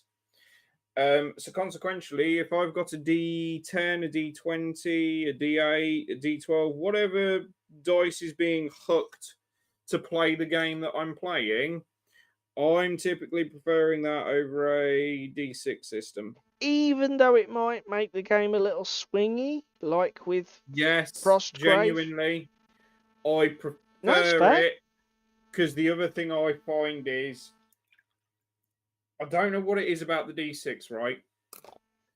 D8s is easy because it's 12.5%. It's a quarter and then a quarter of a quarter. Okay, right, I get you. D10s, it's 10%. D20s, it's 5%. D12s, I don't know what the percentage is off the top of my head, 8. but I really couldn't give a flying fuck about it. It's roughly 8.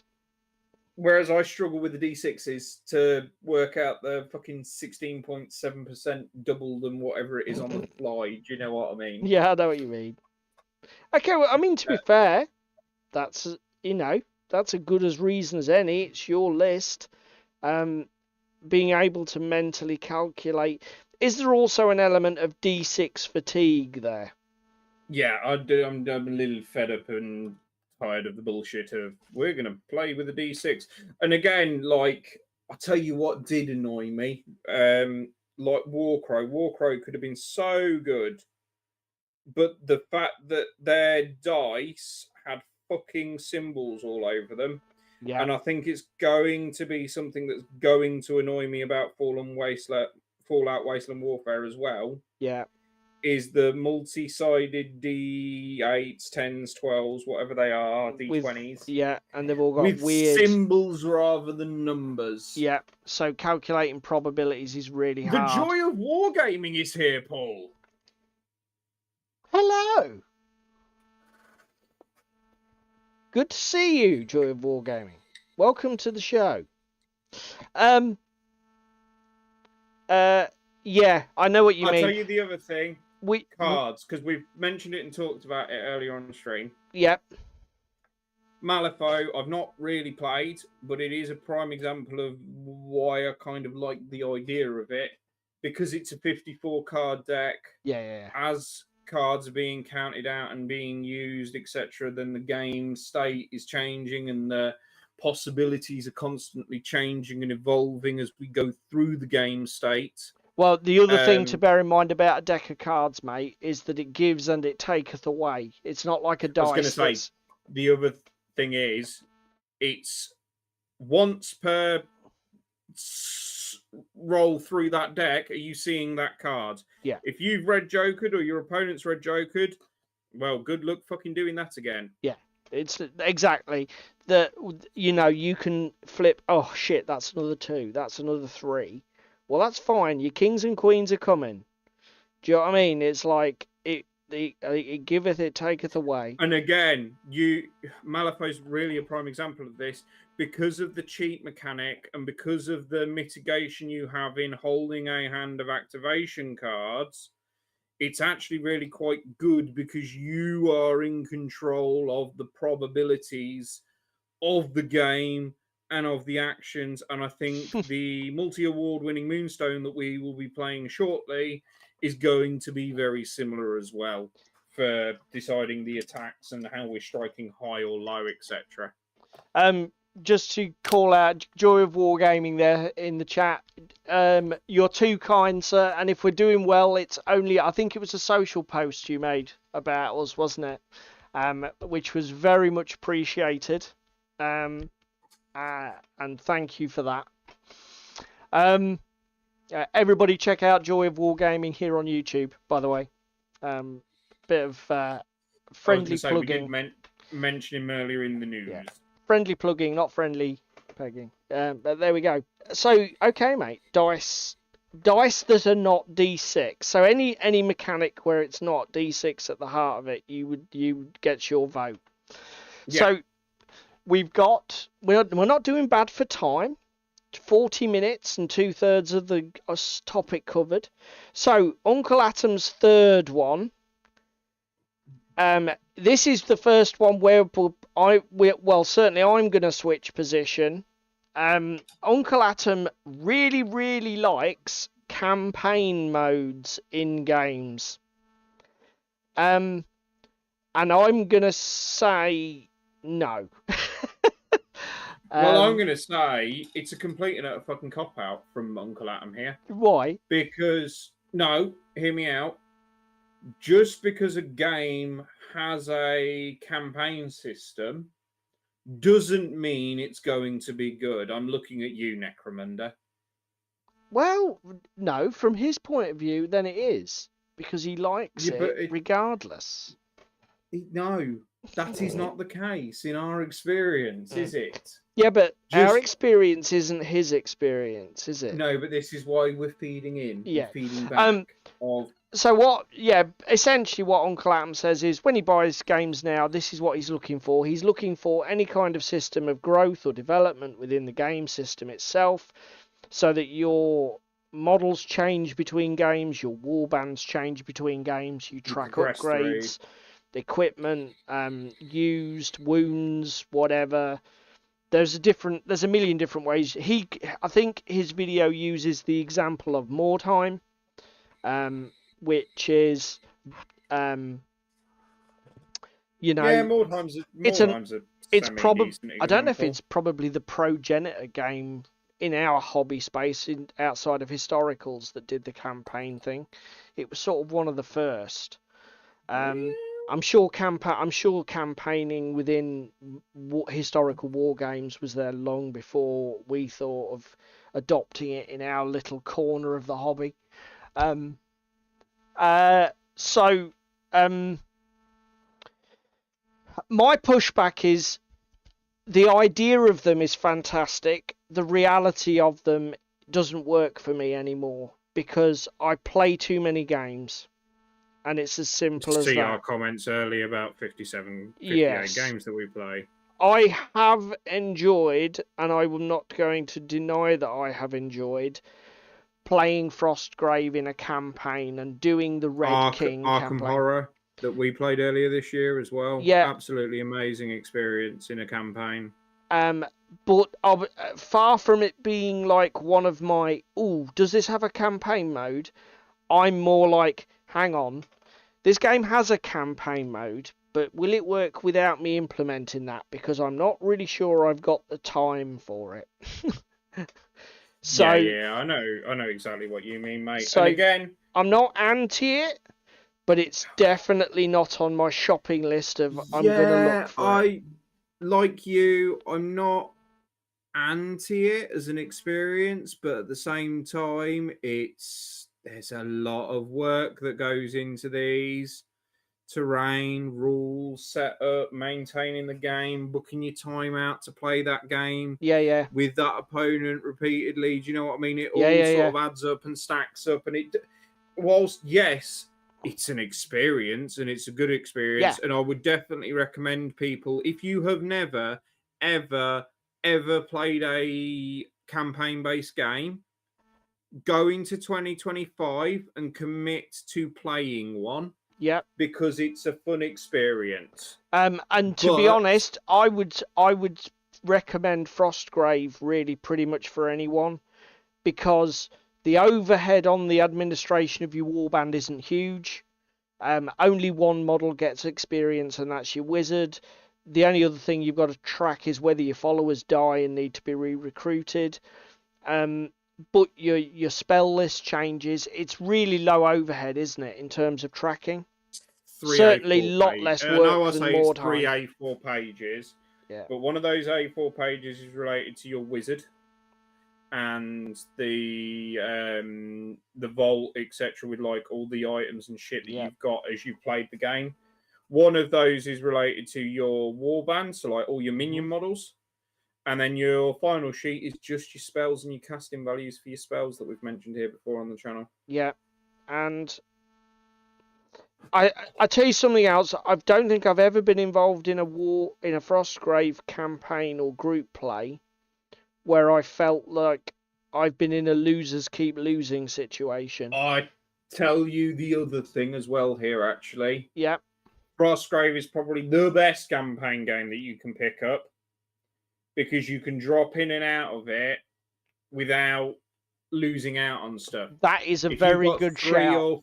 If you've got 3 or 4 mates, that is a very good shout. Campaign, and there's only 2 of you that can make it for a week, it doesn't fucking matter. Just play the game, enjoy the game, because the actual progression experience and the leveling is so veneer thin, and I know usually we use that term to negatively be derogatory about a game and be negative, but it's so veneer thin, and there's the level cap of only going up 3 levels now per game you play. It doesn't matter anymore. Not only that, power creep isn't really a concept in it, is it? No. Do you know what I mean? Even at a level 20 wizard, the biggest thing is having more health on your wizard so he doesn't die to unlucky dice rolls. But other than that, the power creep or the power crept advantage for a level 20 warband versus a level fucking 2 warband isn't massive. And it's certainly not as massive as you think. Particularly if you're drawing experience from like role-playing games where it's like, oh my god, a level 2 character versus a level 20 character, what chance would they have? Honestly, it isn't like that at all. No. It's so light touch. It's a very well executed game. Plus the fact, in terms of the actual campaign play experience, it is supported out of the absolute arse. There are so many. There must be 8 or 10 printed supplements for it now. You've got 20 missions in the base core rulebook. You've got so much shit to work with. I mean, you could play for 3 months and still not encounter all of the fucking... You could play every week for 6 months and not encounter all of the fucking magic items, monsters. You might have to replay a couple of scenarios, but honestly, you've got loads going on in there. So that would get our shout. And I agree. If you've never done it, you should try it. I'm not saying it's for everyone, but you should try it at least once. My last one. Now, this is going to get a bit involved. So, do you want to do your last one first? Yeah, let's do my last one first. So, my last one on this list is, and it sounds a bit of a cop-out, theme. Theme is not a mechanic. All of you at the back are going, theme, David? What do you mean by theme? Quick, Theme call him isn't a out in the mechanic comments. within the Theme is not a mechanic. But Roast him. Theme is a mechanic. No. When the game and the rules and the actions and things that you can take within the game reflect what you could do at the table or in real life. So, for example, Drop Zone Commander, the landing mechanics, the anti-aircraft, the fact that you can't shoot when you've just landed with your anti-aircraft guns because you might take out your own pilots that have just dropped you off rather than the opponent's aircraft that are coming screaming overhead. Yeah. All of that feeds into making that game feel like you are the area commander for your little section of your army in the game you are playing and solving that problem and Rubik's Cube. Again, wizards within Frostgrave feel powerful because they can cast spells, etc. But also your little grunts, etc. have capacity and they fit the theme. It's not just a game about your wizards being a wizard. Do you know what I mean? It feels like you're on this sort of fucking Pippin's adventure with the ring from fucking Lord of the Rings, traveling up Mount Doom, fighting your way through Frostgrave, trying to just survive and play the game. Do you know what I mean?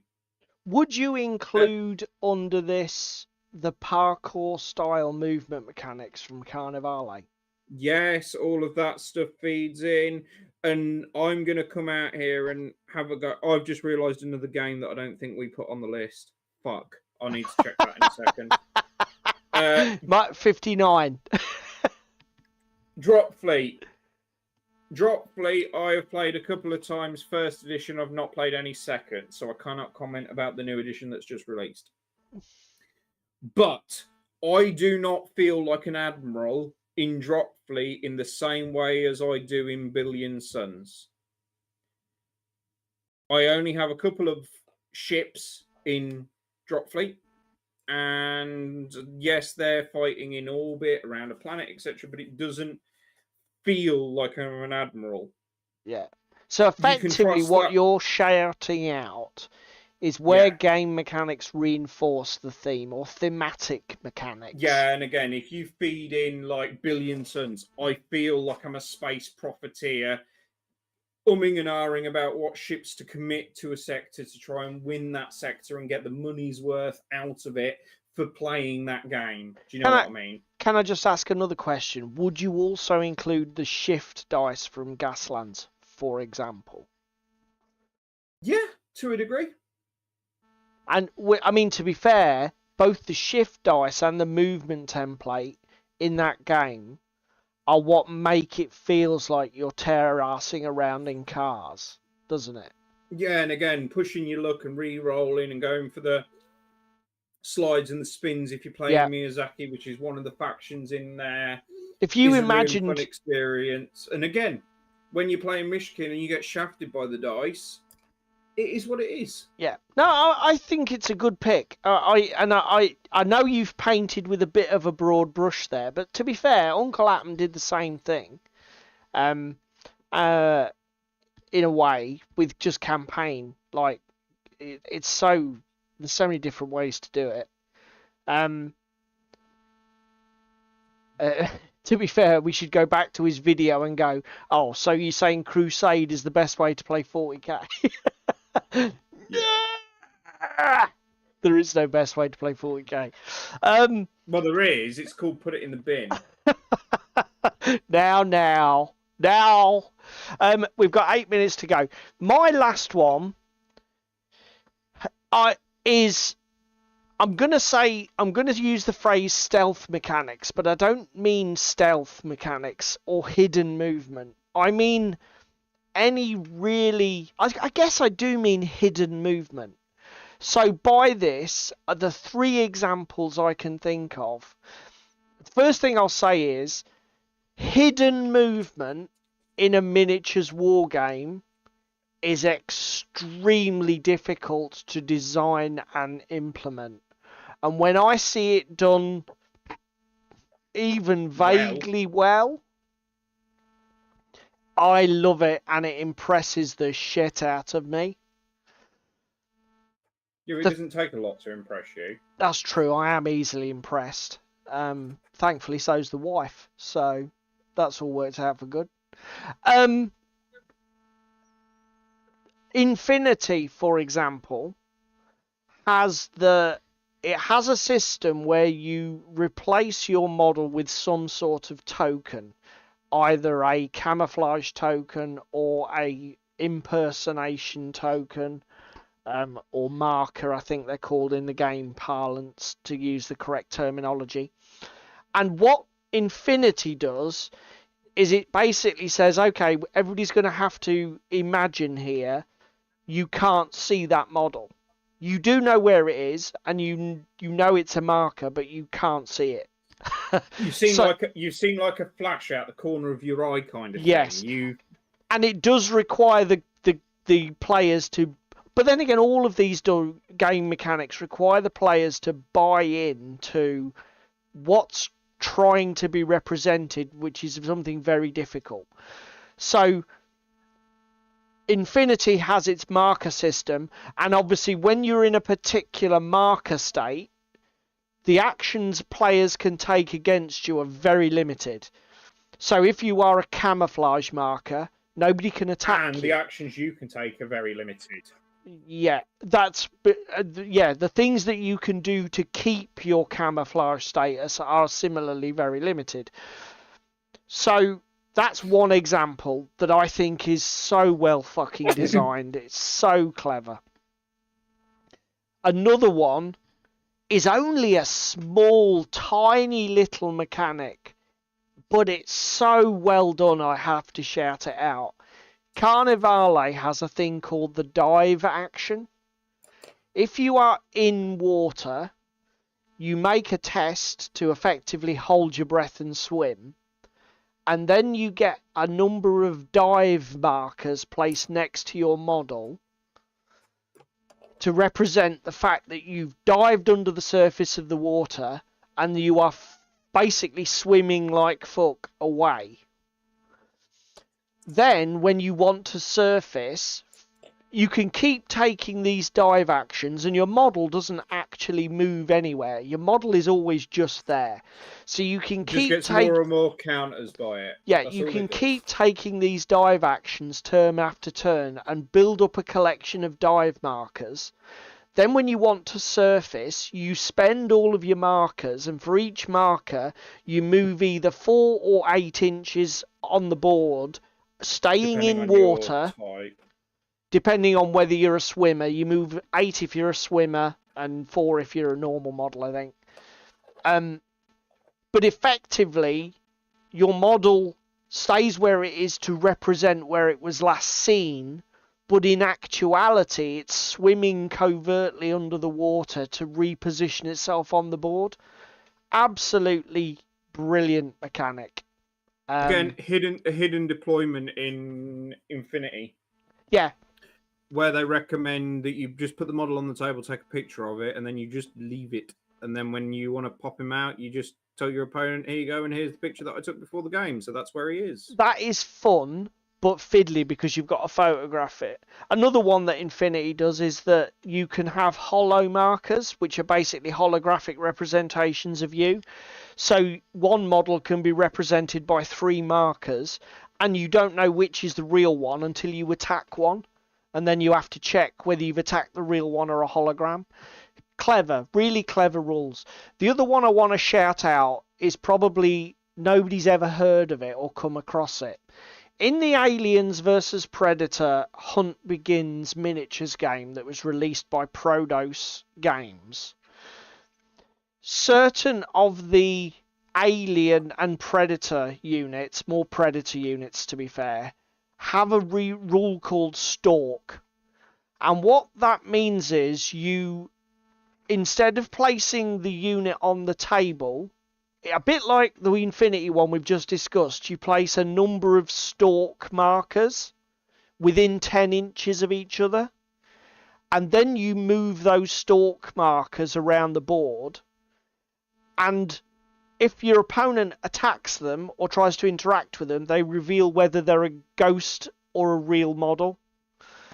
And again, it gives that hidden movement of the predators with their hollow suits hiding in the trees.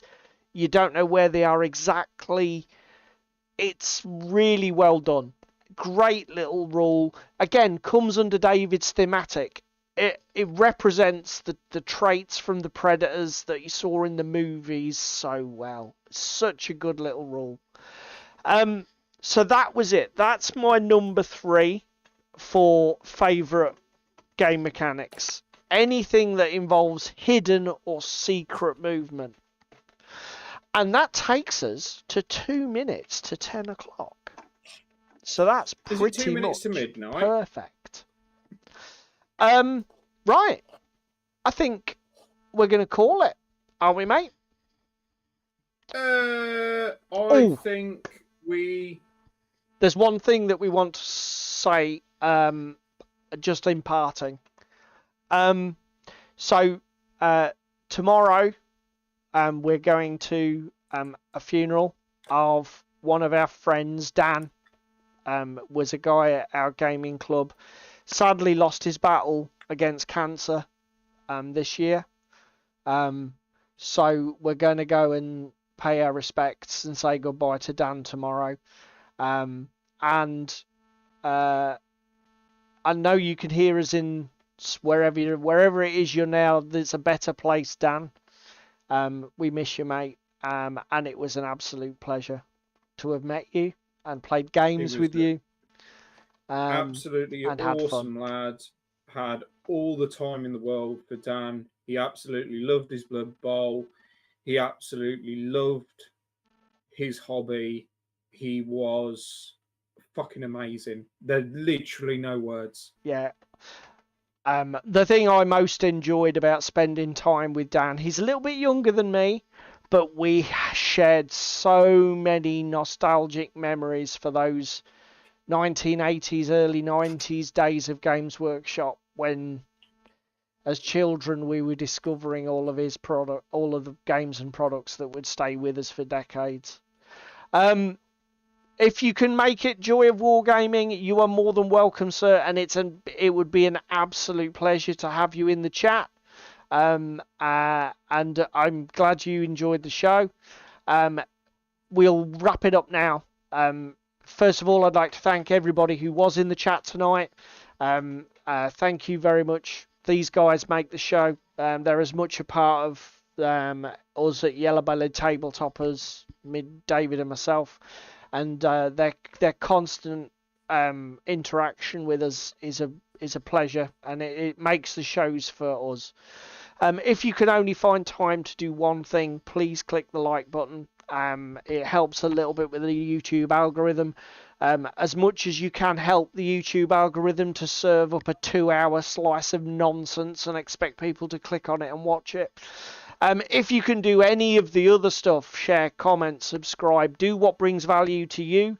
I would love to know how many war games you've got in your current collection of games that you can play actively, to see whether you're as crazy as David and myself, or perhaps even worse, as people like Ewok have demonstrated.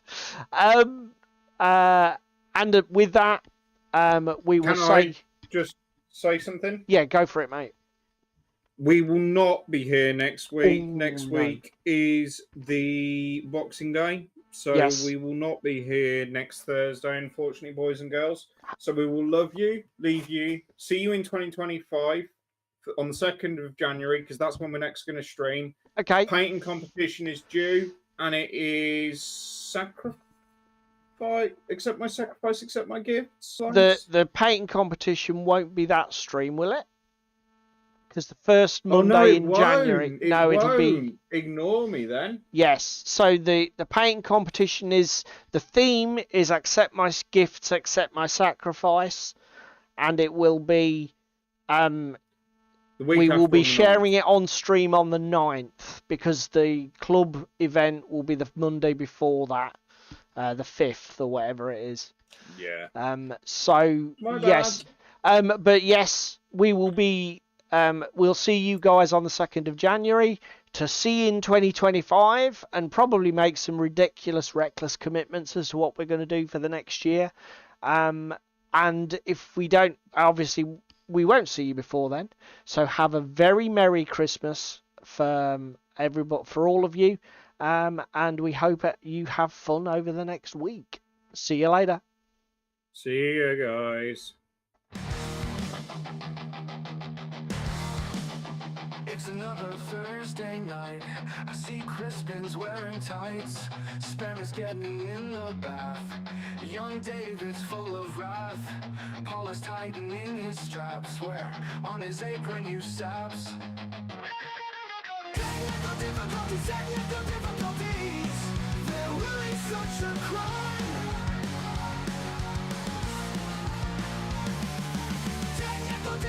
Technical difficulties.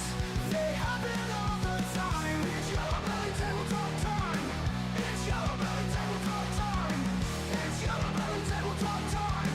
It's Yellow Belly Tabletop time.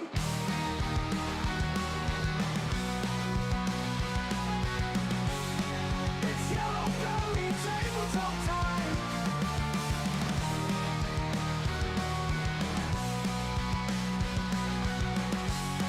It's Yellow Belly Tabletop time.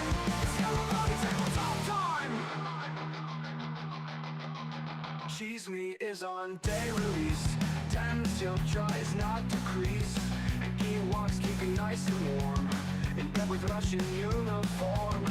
Meanwhile, the handyman is opening up the can.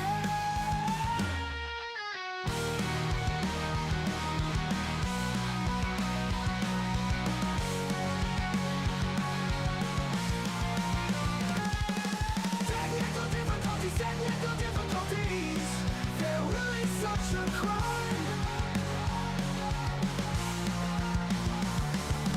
Technical difficulties. They happen all the time. It's Yellow Belly Tabletop time. It's Yellow Belly Tabletop time. It's Yellow Belly Tabletop time. It's Yellow Belly Tabletop time. Cheese Meat is on day release. Damn Chef tries not to crease. The Ewoks keeping nice and warm. In bed with Russian uniform. Meanwhile, the handyman is opening another can.